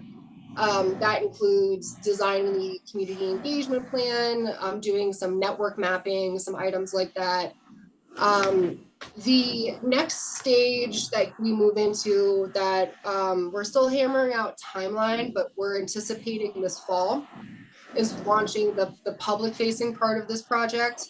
So this is when we launch the website, put out press releases, and we start getting the community involved in the assessment and values phase. So this phase is where we do an assessment of existing conditions. We work within the community to identify local assets. We really lean into community to help us determine the needs and values as they see it. From there, we move into, or we reach a phase where we can start to talk about visioning. This is where we can start talking about goals, direction for the future, what are our aspirations, what do we love about where we live, what are our fears for the future, and we are able to start shaping and developing the principles that will guide our local planning and our planning for the future. From that stage, we move into the strategy portion. This is, again, a very iterative process where we're involving community at every single step of the process, getting community input, taking that, working together as a team to talk about the strategies, what the strategic direction is, how we can get from where we are today to where we want to go, going back to the community, getting feedback, taking that back in, and we work it through this iterative process. That allows us, when we reach the final stage, to talk about some of the really technical pieces, talk about capacity, talk about funding, talk about the initiatives that we want to undertake, and making sure the process is in place to make sure that the plan stays on track, essentially. So right now, we're really building out project teams, conducting some targeted outreach, building project awareness and buy-in. And in the fall, our next stage that we'll be moving into at the end of this year will be, like I mentioned, the assessment and value stage, where we talk to community, we start reviewing existing plans and start engaging people about community values. So that is what I wanted to cover today. I know it was a lot, but I'll stop there and give you an opportunity to ask any questions that you have of me or Leanne about the process and where we are.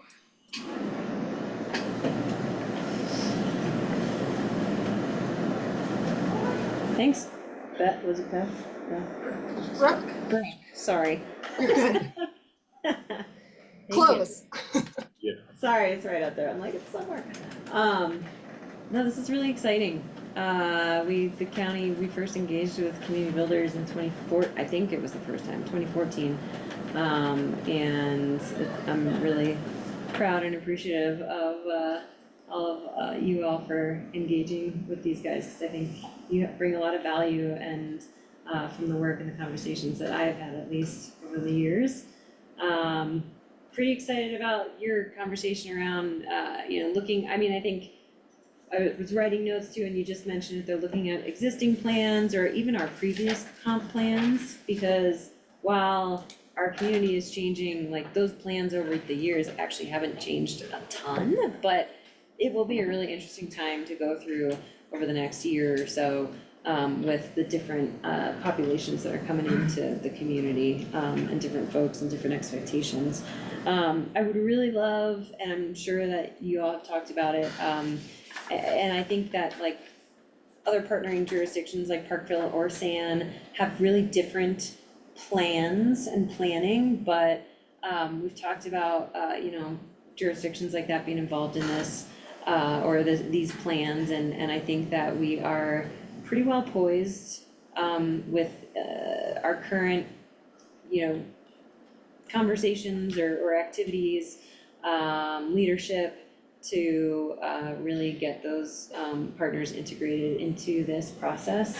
And I think that'll be really important, because I think it will act kind of like this economic development plan, right? And it will create efficiencies where maybe we can't, we just had the 2-hour meeting on the and we're criticized on process, and like sometimes we can't afford to what's the word I'm looking for?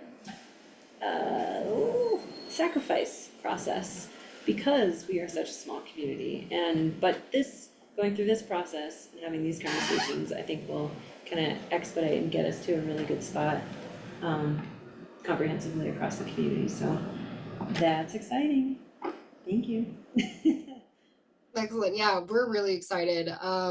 Clark and I will actually be up there on Friday, talking to some people, shaking some hands, just introducing ourselves and getting to know some of the players in the community. And we always are welcome to, if anyone wants to meet with us, feel free to shoot Ann or CC an email. See if you want to, if you want to grab some time with us on Friday, we'd love to say hi and see everyone in person who'd like to chat. So. Yeah. I also think that the collaborative spirit and that like collective effort is what we've been talking about, with the EDC or economic development. And so we felt some pretty, we are going through some pretty hard pains right now because of the lack of some of that. So I think, this is like a really great time. It's always a good time to do collaborative work, but it's a really prime time to have the engagement and the support. So thanks. Yeah, absolutely. And a lot of I don't think I mentioned it too much, but the capacity building piece of this is so important too. And through us all working together so closely, we're able to share the processes that have worked really well for us and help establish those and build those out locally, so that way you can carry those processes and that good process forward. All about helping, especially communities with such limited capacity, doing what we can in our work together to help y'all build in even more capacity, which I think will really help moving forward with disestablishing and having good process is something that you can, iterate in the future.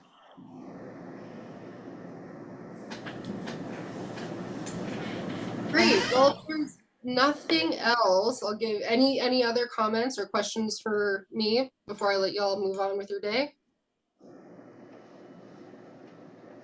I think that's good. Thank you for the overview. I think I probably have like a ton of questions, but they can be worked on through the process.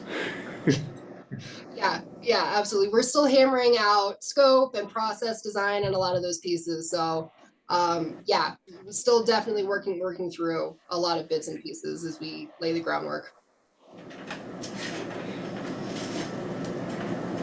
Great. Thank you, Brooke. Thank you. Yeah, thank you all. Have a good rest of your day.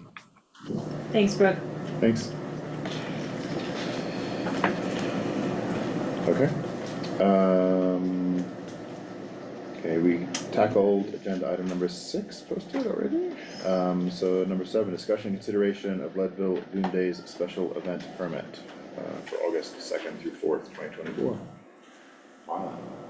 This is a reoccurring historical event. They have been already working with the other agencies, and all points considered, everything seems to be on track.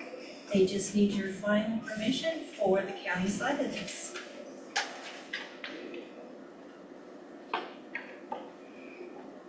I'll move to approve the Leadville Doom Day special event permit August 2nd through August 4th, 2024. Second motion?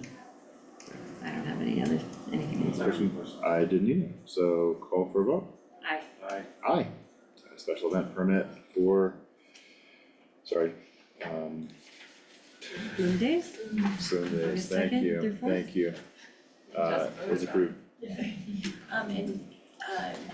Liz, Sandra, do you make sure that the license gets recorded for us?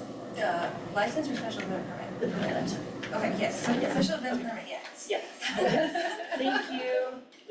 Just wanted to make sure that we didn't need to, I didn't see one, so I just wanted to make sure that it was on everything that's like. Okay, great. So we removed number 8, the discussion of the Arkansas River Community Preserve. I think we just had a really good work session on that, but didn't want to rush bringing a final version today. So we can move on to number 9, discussion and consideration of a professional service agreement with Fire Service Solutions for Leadville Lake County Fleet and Maintenance. Sure, Chief Daly wasn't able to join us today, but I can give you the overview. So for several years now, the Fire Management Board, which is created by the IGA between the city and the county for fire protection services in both jurisdictions, have talked about this PSA. For a while, the reason why it is on your agenda is for the county to pay for it. It is a not to exceed amount of $10,000. This is something we do have budgeted. The basic premise of this is for Brian Brown, who's former maintenance commander or something for South Metro Fire on the Front Range, to come in, do a full review of the fleet and fire assets and all of that, and actually kind of create a capital improvement plan for Leadville Lake County Fire Rescue.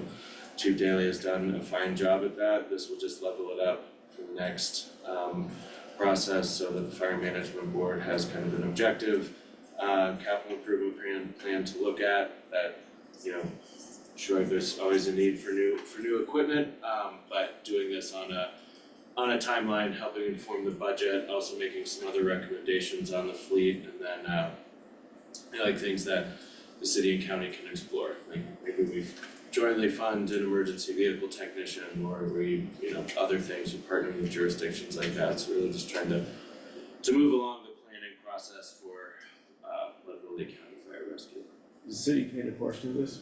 No. Why not? Great question. So we last last year or the year before in discussing this, or when this was first brought up, was kind of like a push from the county, that the county would like to see this and see this plan. I don't know that there was pushback per se, correct me, Commissioner Fiedler or Mudge, from the city or from the fire chief on that. Kind of fell by the wayside for a while, then we brought it up again, we really wanted to see this, we wanted to do this.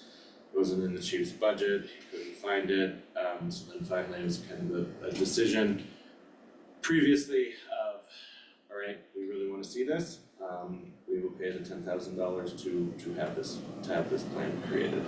And yeah, maybe can I add, like, I mean, I think it did come as a request from the county and county reps on the fire management board.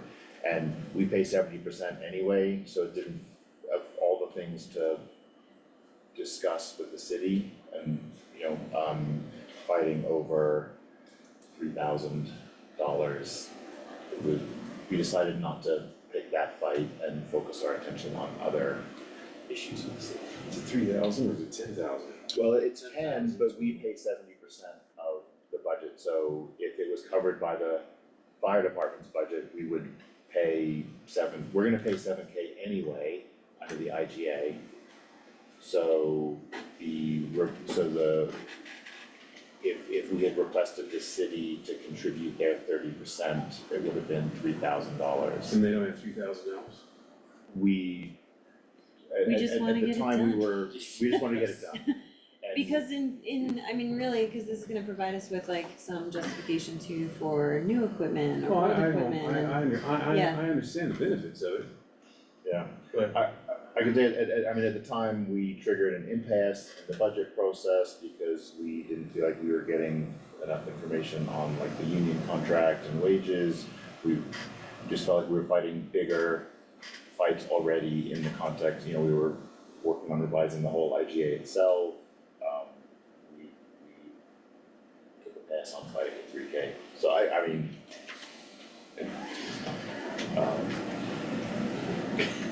yeah. One thing I just wanted to note is that the initial cost is the 10,000, there is an optional second site visit if you decide you want that later, which would be an additional $2,500. Yeah.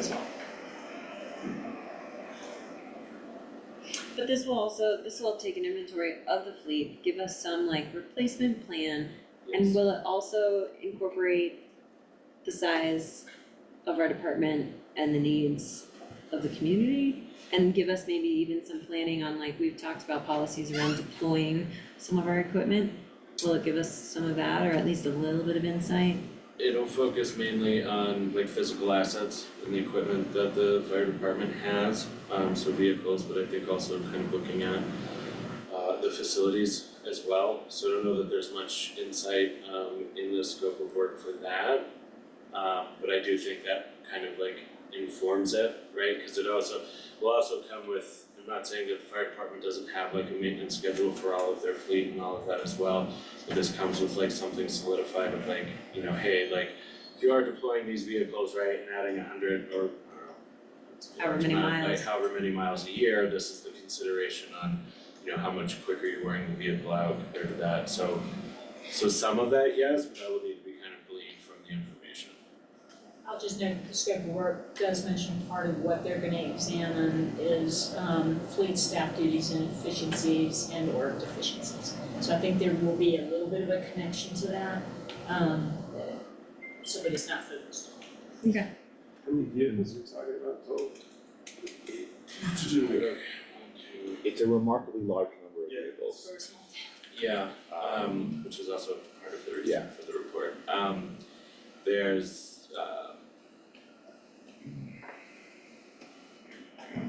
at least 8 that I can think of, like big in my head, but I think It's that like that full 22 sheet, or something. right, which includes the command vehicles, some of the other vehicles that we've been encouraging them to get rid of.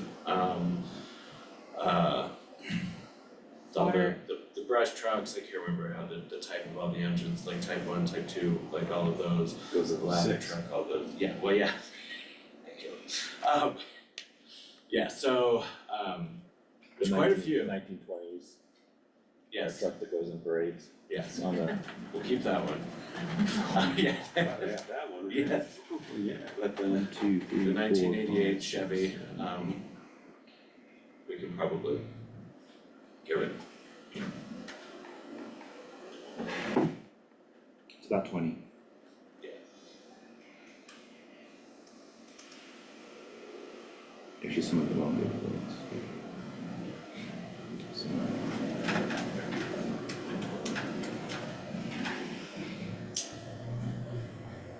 I'll move to approve the professional service agreement with Fire Service Solutions for the Leadville County Fleet and Maintenance at the fire department. I'll second. Yeah, maybe it's that, I mean, this is, for some reason, this has been a long time coming and it's taken a long time to get over the finish line with the exact scope of work. And some of the details of the contract, so I think it'll help the fire management board be more effective, so.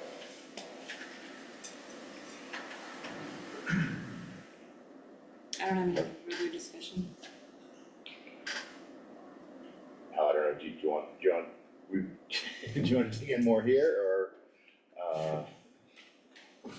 I mean, Tim and I most recently have been the more consistent reps in the fire management board, maybe we can schedule some time to go more detail into the history and current state. Yeah, I got thrown off the board, so, yeah. Well, you can change that if you want. So, cause I mean, I think there's a lot in the IGA, in, the current budget, in, the scope of work, and. Yeah, let's talk about the board, not here, but. Yeah, Yeah. yeah. So, okay, we will, we'll definitely do that, so call for a vote? Aye. Aye. No. Okay, great. So that is approved 2-1. The PSA with Fire Service Solutions for Leadville Lake County Fleet and Maintenance. And yeah, we'll absolutely follow up with all the time and details that we need. Okay, thanks for everyone getting that over the finish line, and thank you, I think, to Commissioner Marcella for being the first one to start us down that path. Number 10 was removed, so number 11, PSA with BC Consulting Inc. for IT election support. I don't know, Tracy, you're listed as bringing this forward, but I don't know if you wanna start, or at our last meeting, we committed and had some discussions with IT vendors and staff. Who wants to give an update on that? Sure, I can fill in. So we did have a call, we had a call with Technology West, which provides, let's just say cameras, like election-related IT things, like the door lock for the elections room, those kind of things, a separate hard drive for the recordings of the cameras, because the clerk's office has to retain those for a year, for a long time. 2 years, for a long time. Okay, alright, for a very long time.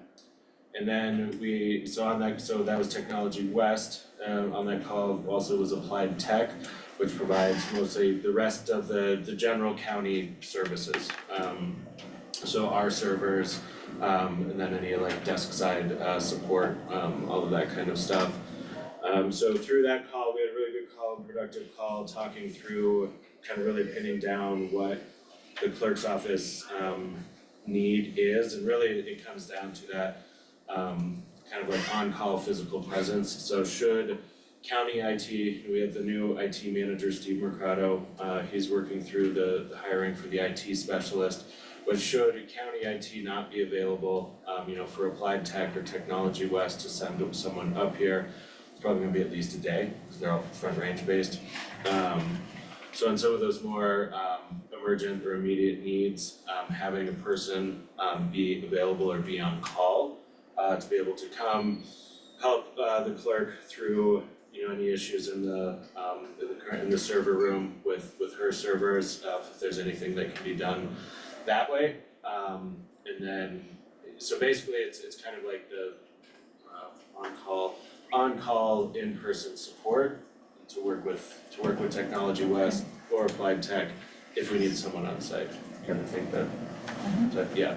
So we don't have the firmed up scope of work with BC Consulting. My recommendation today though would be to approve pending final legal review so we can hammer out like those detailed things between Applied Tech and Technology West and County IT and ensure that BC Consulting set up for success. And for the clerk to be able to plan for the general election, right? Whether that's scheduling for us, for county staff, making sure, on the weekends, maybe Steve or the IT specialist is around or George is on call, those kind of things, making sure that that is all taken care of during that period. And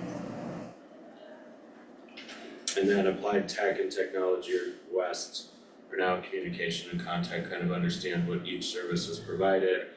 Any redundancies Applied Tech could provide for Technology West if needed, or just they kind of talk through some of those things, which is above my head, but they seem to understand what they were talking about. And then, so you had given approval for Vero Works, that Vero Works actually happened today, or they started today. So we'll have the redundancy for Wi-Fi backup, which will benefit election judges because they work off of Wi-Fi on the computers up front. So I think everything's trending in the right direction and getting there. We just need that more tightened up scope of work with George, but I think if we can do it pending final legal review, then the clerk can plan for the general election and have the staffing needed for on-site IT support. Okay, I can start, I definitely pending final legal review, I guess given that, I really appreciate all the work that's gone into this and that people are getting together. I think I would love to make it pending final legal review, but also pending final review or acknowledgement from the clerk's office, from county IT, from Applied Tech and Tech West. I just like all the people at the table to see it one last time. What does that look like for you? So we're gonna get this scope of work from BCC Consulting, and then like a memo from everybody? Maybe some email acknowledgements? Okay. Or Chris, was that a yes or a no? Yeah, Shake of the yeah, I head. think Like- in terms of when we get that scope of services, from BC Consulting to be able to really make sure there isn't, I think part of the goal is make sure there's not a duplication of the services and stuff and everybody knows what their different responsibilities are. Yeah, and I think we said this before, what I'm trying to do is, like, I wanna have us not have to come back again, like 2 weeks, like I'd like to. You could probably cross out one of those signatures, cause Technology West will just do what I ask them to. Okay, yeah. They're not gonna be doing any kind of county work or anything. Then that's great, yeah. I think, and again, not to belabor the point, but, in the past, we have had scarring experiences with overlapping IT, services. So, okay, we're all laughing and nodding, so we know what we're talking about. I think all I want, Liz, to your question is, I just wanna, since we don't have the written document in the packet, I just sort of wanna make sure that everyone who's been, part of this good process gets a last, yes, this matches what I understand. We'll finalize the scope of work, it'll go to your department, Applied Tech to sign off, I sign off, yeah. and then then legal signs off and you're good. Yeah, so not anything elaborate, just a last chance to make sure that the final document matches what everyone's understanding from the process to date is, I think will be good. No offense to legal, but No, more that's than, fine. more than just legal review, so that's what I meant by that. And again, save us having to, come back at a regular meeting. Did that make sense to fellow commissioners? That's great. Yeah. Okay. Then I'll look for a motion to that effect. I'll move to approve engagement with BC Consulting Inc. Upon final parties review and legal review. Second motion, great. I have no further discussion. Okay, call for a vote. Aye. Aye. That motion is approved. Great, thanks everyone for getting this almost to the finish line. Cool. And Tracy, I don't know if you, any final comments or the staff, is that good, complete guidance on that? That's good. Yeah. Okay, Yeah. great. Okay. How's everyone doing? Do we need a quick break? Take a quick break so I can settle that. Okay, great. Take a, Yeah. Somebody call for a pizza, would you? yeah. Yeah. Well, how much more? Not too much. I think these ones will go, the policies will go fast. Local transit, calendar review. Do you wanna take a slightly longer break to grab a snack from somewhere, or how can we? I think we can, Let's power let's power through. Ready to relax. Somebody else. Have a protein bar if you need something. They probably have dairy in it. I thought you said something else. There's- I would try that one. Have some of that. There's some apricots and a couple of bars. And thank you. I had actually bought it food, but it's all downstairs. And fried chicken and biscuits. It's a little squish would be in the. No, I'm good, thanks.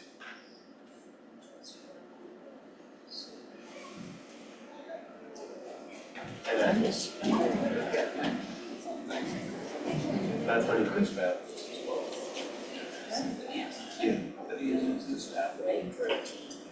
It's No, it does say peanut, soy, milk ingredients, There you go. sorry. With some almonds? Oh, goodness. Sure, we're good. Yeah, just sit down and relax. Cadillac. Here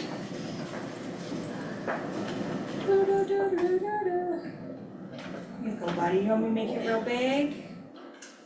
What kind of comment is that? It's a supportive one. Thanks, Sarah. You're welcome. Take as many as you want. She did right. Does the other one need to be approved by the board? What? The other one just needs to be signed. And flush that out. Cool, I have it with me here today. We're gonna get it signed, and then we're gonna get it published. Hey, Lou. Yes, I got sir. a question for you. Mhm. We gotta give you chairs.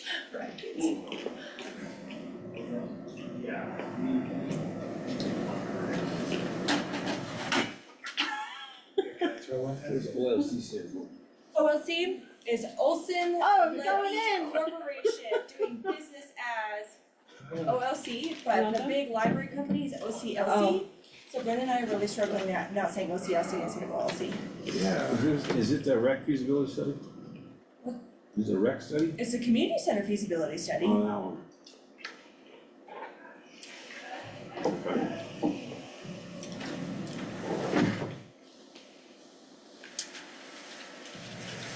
I like shorts. It's very professional. Thank you.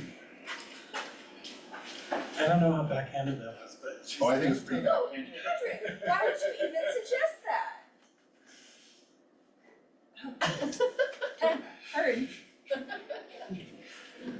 Just so you can tell, sure, Chris, these are the ones that are showing up for Chris. Chris? You were checked on it. Oh, okay. Oh, hey, by the way, you have a chair for your calendar. Oh, I will. Thank you. Taylor would like to schedule one-on-ones with Ellie Daw, and she can't creep on you if you don't share it. Yeah. If you also wanna share your location, that'll help us get signatures. Kidding, not kidding. Police doc. Is this okay for participants? You planning on a ride with him? You know, I have, car failures, so I do not have a functioning vehicle. so I buy 2.5. That's a dangerous ride, man. It is, I do not like it. That's dangerous. This is the airport, But- so it's right to me. And as soon as I get to Saturdays, I duck out and go by the golf course. Josh has revenue and expenses. But yeah, I do He not. actually has I only do it when, my wife's out of town with the car that works and we were switching out winter tires and just like stripped a lot of Because we them. need, Oh, I mean, it is just, that takes some force to do that. yeah, I don't know. I mean, I don't know if they got I did just frustrated use when it was on. I don't know. Did you hear the bell? The other car, No, I'm you sorry. know, Hey, are you going to? he knows how to remove a lug nut. Oh, commissioners. Yes. Will He did any of it you 24 be using times your just comp fine, ticket and to the Lyric Theater 25th to like view, that. But once you strip that, holy cow, it is, They've been talking, what? I mean, You we're like interrupted. trying to drill it off. Commissioners, Yes. it popped And up. the wheel Sarah is wants to know if inside, any of y'all are gonna use your comp ticket. so you can't For Into the Woods. get to the lug nut. I'm volunteering, so I'll be there. Buick. And But you yeah, we can tried like a try lug to nut removal connect tool those and I just gentlemen. like manual it further, I'm drilling it out. and they rethread it? Well, I think we're gonna drill out, Cause it's opposite thread, you It's know? BCC, yeah, no The space. direction is different. we're gonna drill it out and then replace the post. No, Will, what did you say that it said that I should have heard? Yeah. What did you say, what did she say that you said I Commissioner should have? Fiedler and Edwards, Sarah Edwards, the director of the Tabor, the executive director, would like to know if you're gonna use your comp tickets for Into the Woods. This Saturday. I will let her know on your behalf Thank you. for responding. That was just a. Here, take the rest. Email that I sent her. Do peanut butter and pretzels. No, you're not an important. Those are You're a really special. like. Patrick would like to take your tickets to Scalpel. No, I'm just saying that you can't. They were gonna do a curtain speech, like they were gonna work for do community engagement. Patrick, you're up next, are you ready to go? I don't think we need to wait for, No, I don't think we need to wait for Tim or Chris, so. Oh, thanks, Sarah.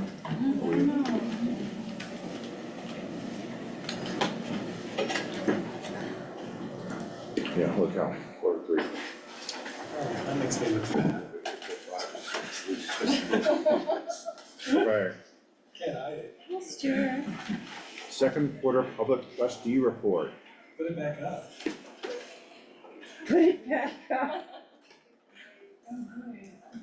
Ah, where was it? Indeed. Oh, I had it pulled up. Yeah, right there. Okay. Here we go. Because I really haven't Patrick, do you wanna go through this? Like No, an no, overview there's- for the new commissioner? Oh, Alright, okay. at least that.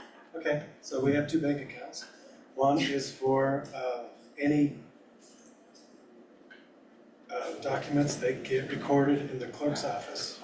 And we get the money through the Pueblo Bank and Trust. So that 443 reflects release of deeds. The second one, deposits for the First Mountain Bank, are physical release of deeds.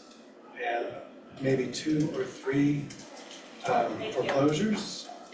The interest is, the current balance for the First Mountain Bank has that large amount because we had a sale of a foreclosure and there was an overbid of that amount.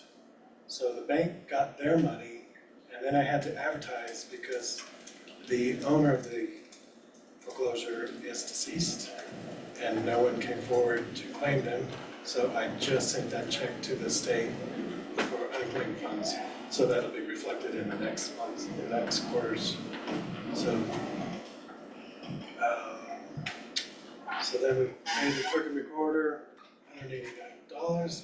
That's mostly all release of deeds and trust.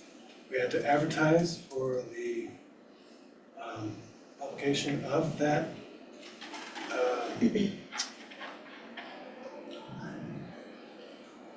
foreclosure that they didn't claim, so I had to send that money to the Herald.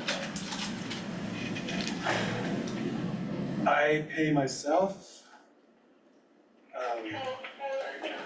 Technically, I can receive up to $12,500 as a PT, and those are all from fees collected. So my payment for $675 is all release of deeds and fees for foreclosures. You're doing great. Thanks. We have a software company, GTS, and they charge $100 per foreclosure, so I had to pay them back. I had to pay them the two foreclosures that we got. So, and then the rest is just the balance of what is currently on June 30th, the balance of those two accounts. Then we also see that we've had 44 releases in the last quarter, 2 foreclosures, and 1 withdrawal. Sorry, what's a release? Release of deeds? Yeah. Someone pays off their mortgage. Okay, gotcha. So that 86,000 is not, you said you paid, did that go to the state? Almost 85,025, I think. Was the overage of the overbid. The foreclosure went to sale. We had 2 people come in and bid on the foreclosure. And one person really wanted it, but the other person was a flipper, and they were authorized to go to like 400,000, but the bidding stopped at like 210,000, I think it was. So our balance is at 86,000. On June 30th, but now it's, Now, You- having paid the state, we're back, okay.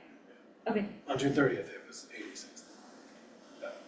It's not that now. but those funds went to the state. Okay. So, great, thank you. Do we have to approve this? Yes. We do, alright. I'll move to approve the second quarter public trustees report of 2024. I'll second. Any, No further okay, discussion from me. call for a vote? Aye. Aye. Thank you. You're welcome. Bye. Thanks, Patrick. Sure. Sorry? Oh, okay. Now we turn to Policy Palooza. Agenda item 14, discussion consideration of the adoption of resolution 2024-21, purchasing and procurement policy, led by Will and. Yeah, thank you. I guess just to start with, having help going through these was appreciated. It was the right amount of time, worked out good. And I think that makes a better, in this case, it made 5 better procedures. So your time's appreciated, having extra eyes on it really helps. So I thought that went well yesterday, culminating in today. So I was wondering if you wanted them all presented together or individually in light of the length of the day. I think typically since they're posted separately and they are separate resolutions, we will do each one separately. Okay. Sounds good. Okay, so to start with, for the purchasing policy, some of the notes from yesterday, the main takeaway was that we aligned the authorization levels to match the grants as directed by the board and a few others. And included the not to exceed and make sure that that was specified. Everything else remains the same. And I request that it's approved. Like a motion to approve the purchasing procurement policy. Yeah, and I think specifically the motion to approve that resolution, the 2024-21.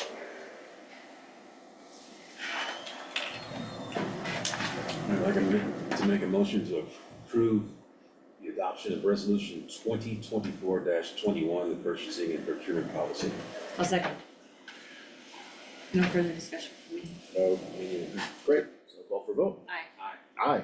So 2024-21 is approved.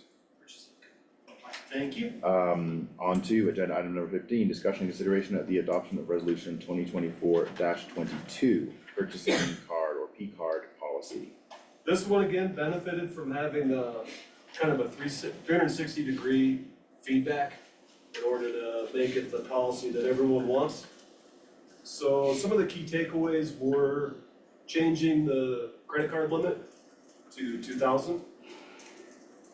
The non-use deactivation, changing the total number of cards to decrease overall credit risk for the county. Specifically, consolidate one card per department being the goal. And with the exceptions, that one was also changed as you directed to requiring chair, the county manager, and finance to agree upon an exception, which should not happen. And that is number 2024-22.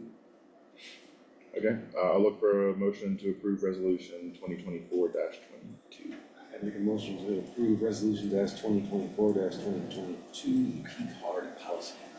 So, second. Okay. We almost had 3 motions there. No further discussion from me. None for me. Okay, call for vote. Aye. Aye. Aye. 2024-22, the P card policy is approved.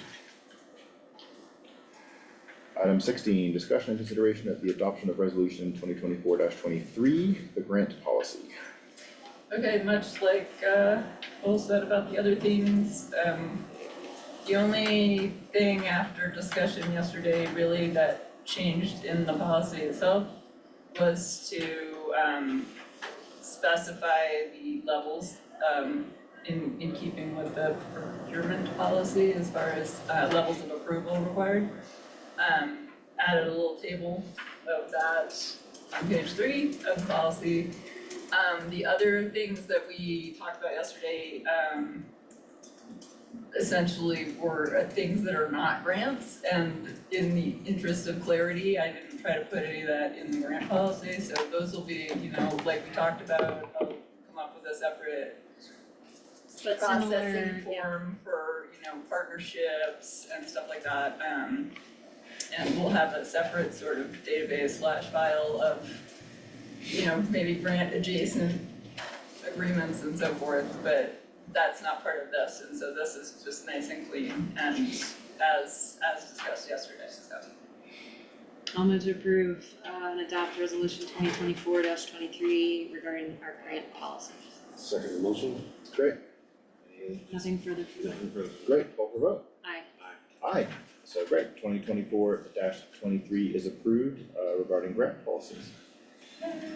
Yay! Discussion and consideration of the adoption of resolution 2024-24, cash funds policy. Will, back to you. Okay, so this one, the cash funds policy, as we called it, the petty cash, no changes, no significant changes were made after the discussion. So I would request that this one be approved as is. Okay, look for a motion to approve resolution 2024-24. So moved. So moved and second. Second. Great. Questions, comments? Nothing. Seeing none, call for a vote. Aye. Aye. Aye. So resolution 2024-24 is approved regarding cash funds policy. Thank you, everyone. Agenda item number 18. Oh, Sorry, I'm just, think we should probably have added the entire title with the resolution number, yeah. But let's do that moving forward. okay. In our motion. Yeah. Okay, sorry, Anthony, I wasn't playing that. Tracy, are you okay with it? Okay. I think I was trying to say the name as it was posted in each one, so it wasn't just a random list of numbers. But we will get more fully correct on these. Agenda item number 18, discussion and consideration of the adoption of resolution 2024-25 on travel reimbursement policy. Will, you are listed here. Yeah, similar to cash funds policy, the travel reimbursement policy didn't have any changes required after the working discussion.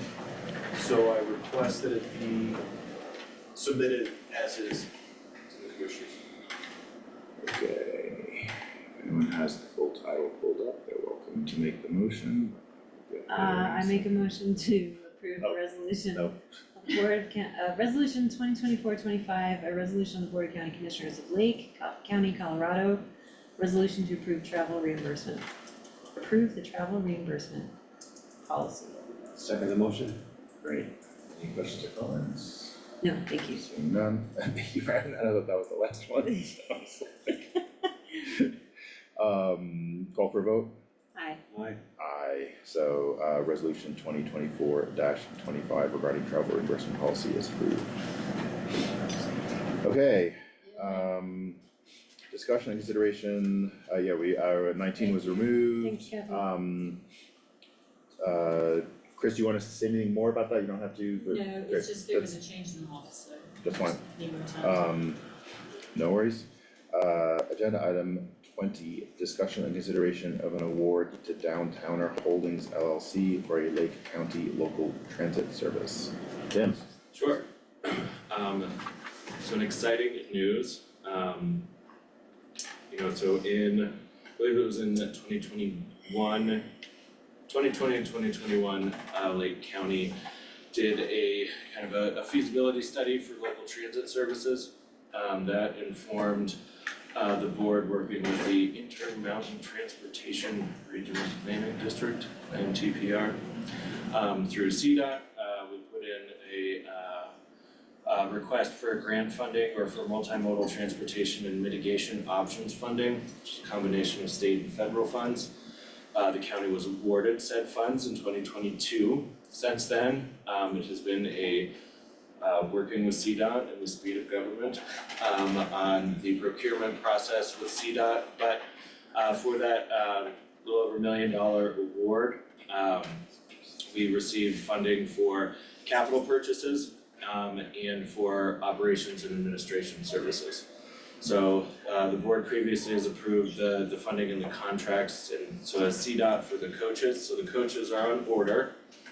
So those will be two 14-passenger coaches, ADA accessible. And then we have the approval from CDOT with the operating and administration of local transit. So working with CDOT, the transit consultants we have, Fair and Peers, and then county departments. Can we pull this off as a county? Maybe we should bid this out. We landed on bidding this out. So we did put out an RFP for those services. We did receive one qualified bid, which is from Downtowner Holdings LLC. The firm meets all of the RFP requirements, Federal Transit Authority requirements, everything that comes, the strings that come with federal dollars attached. So Downtowner Holdings, their niche market is local transit or micro transit. So they, I called and gotten reference checks from them from Beaver Creek, Denver, Aspen, Jackson, Wyoming, Big Sky, Montana, and Placer County, California, that all have a similar kind of service. So what Downtowner does, they have a software component of it, which is an app on your phone. So the app will be bilingual. Let me just go to the map. So the app will be bilingual. What we're doing is a deviated fixed route. So the route will run 5 days a week, 10 hours a day. We've not established that schedule yet, like what days of the week that is yet.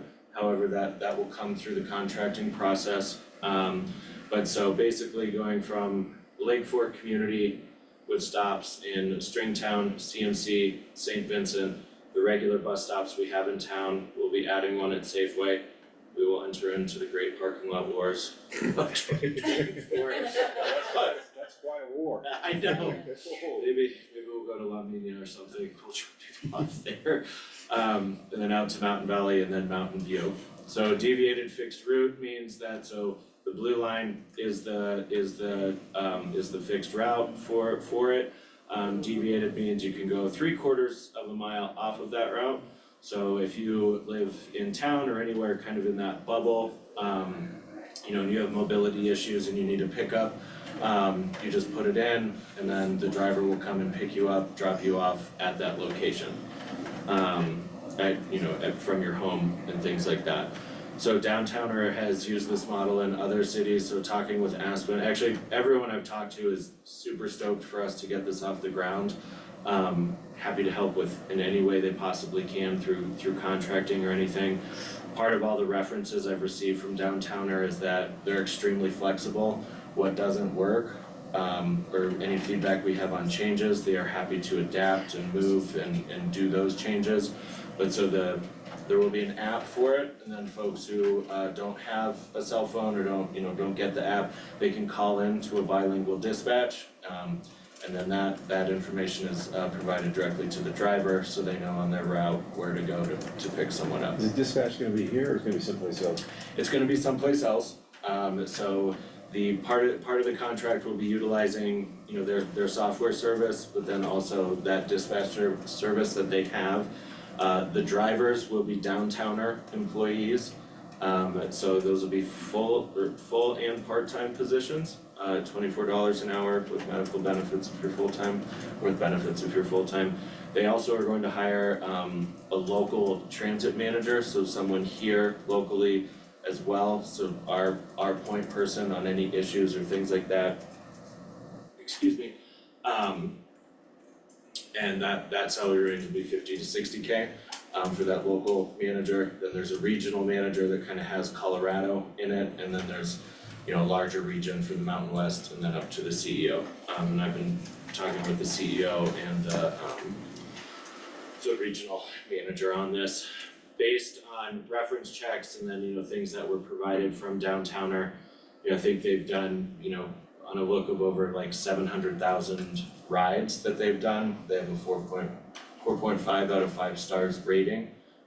Any customer feedback they receive that's negative, they take it like immediately that day, working on issues, what happened, what didn't work right, those kind of things. They are very customer focused and oriented. So are there any questions? I don't know if you did read the RFP, I've read it several times, if you have any questions on that. How many buses will be running at any given time? One bus will be run at any given time. So hours of operation? 10 hours a day, 5 days per week to start, and we will inform that, right? So we could do Monday through Friday, or to help folks from the outlying communities connect to the commuter lines. Maybe it's more beneficial during the weekends, connecting folks to get to Safeway, things like that. Not sure yet, but they're also open to changing that schedule, adding to it, subtracting from it, those kind of things.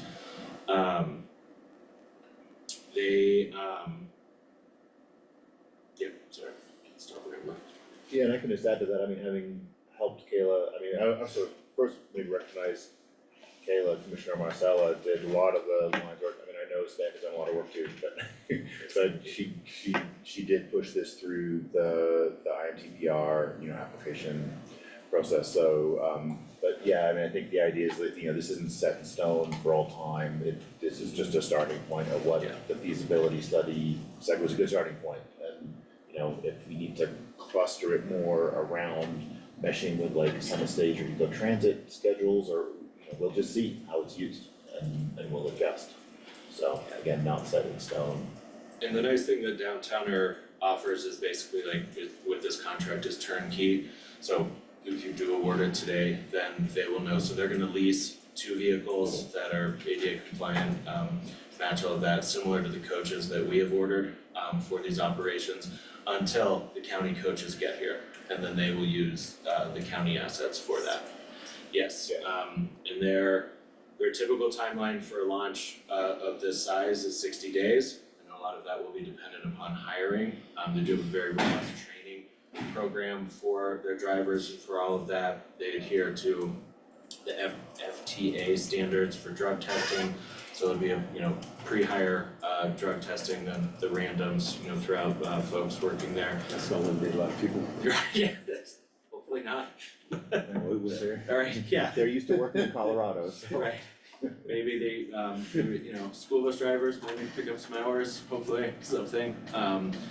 But it seems they're great, all the references came back, there's not anything negative in any of the reference checks. The guy who does, the Big Sky transit director now, he actually started downtowner in Jackson, so he's had both experiences, he thinks they're great. The current Jackson director also thinks they're great. We do have for 2024, there's a local match for this. So the city of Leadville did put in their budget this year to split that local match. So I hope they do continue that, that'll be part of my pitch tonight at city council. And so we'll have that paid for, so this will be for 3 years, the MMOF funding should get us through 3 years. During that time, we will start exploring other FTA funding opportunities, one of which is coming to us from Summit County. Currently, it's kind of convoluted, but currently, the way that the county in the past had gotten the Summit stage to come up here is we received FTA funding, and then we pay Summit stage to come up. In conversations with Summit Stage, they were like, why don't you just switch that grant to come to cover your own local transit funding? I was like, cool, how do we pay for you guys? And they were like, we have enough money, we don't wanna cut Leadville off of our route, that is part of Summit Stage's route now. And they don't charge, this will be a fare, free service as well, and the Summit Stage doesn't charge a fare anymore either. Just wonder, down the road after the initial 3 years, if there's gonna be any kind of government subsidies or anything if you electrify these vehicles? Or Yes. or the electric buses? Yes, definitely on the table for that. Jeff had pushed for it a little bit for the coaches to be electric. Yeah, just electric here. Yeah. It's like calling Tesla. Had pushed. Electrify everything. Electrify it all. We did explore that option for these coaches.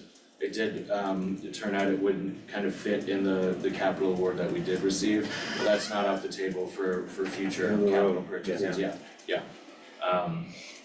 So overall, it's a great bid. It matches everything that we need and we've asked for. Like I said, they meet all the FTA requirements. So the nice thing is to them meeting the FTA requirements now. So should we stick with Downtowner in the future, they already meet those. So if we do get new FTA funding, it's not like we have to do a rebid and all of that. Like they're meeting those assurances now. And this. Can you talk, I might have missed it beforehand, but I did not realize that we were like ready to go fare free. Yes. So can you talk a little bit about that and how we Sure. project us making that work? when Yes. We don't have grant funding? So all of that, so that was on guidance with from Fair and Peers and CDOT, in utilizing the MMOF funding. So basically, through the RFP process, it was, we want this to be fare free, and the MMOF funding is enough to cover that. Plus, yes, there's the local match, we'll make that clear. But in that way, we were able to meet that need, not have to charge any fares for anything. And the bid that they had is responsive to that, wasn't even built into their modeling to collect fares. My recollection from some discussion at some point along this speedy government is that you would end up literally spending more on whatever collection app or mechanism or the lockbox on the, you'd spend more just on that than you would ever collect with what you would charge. No, I mean, that was the ideal Yeah. to get there. I didn't remember that we would be able to start there. Yeah. Alright.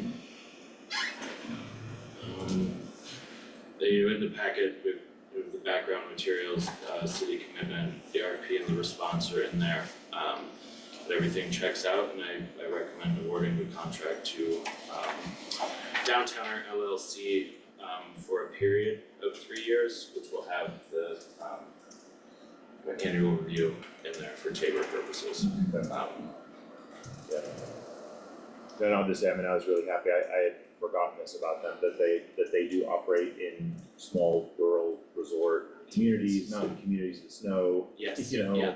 hard to hire places, that's really encouraging, cause I first saw that, and they're based in Florida, right? Yes, Like, oh, they are, geez, yes, like, but they, Tampa Bay's a little different. right, right. But that list of places that they successfully operate with good references is incredibly encouraging. Yeah. So they know what they're getting into, Yes. so that was all I had for questions. Anything else? So I think looking for a motion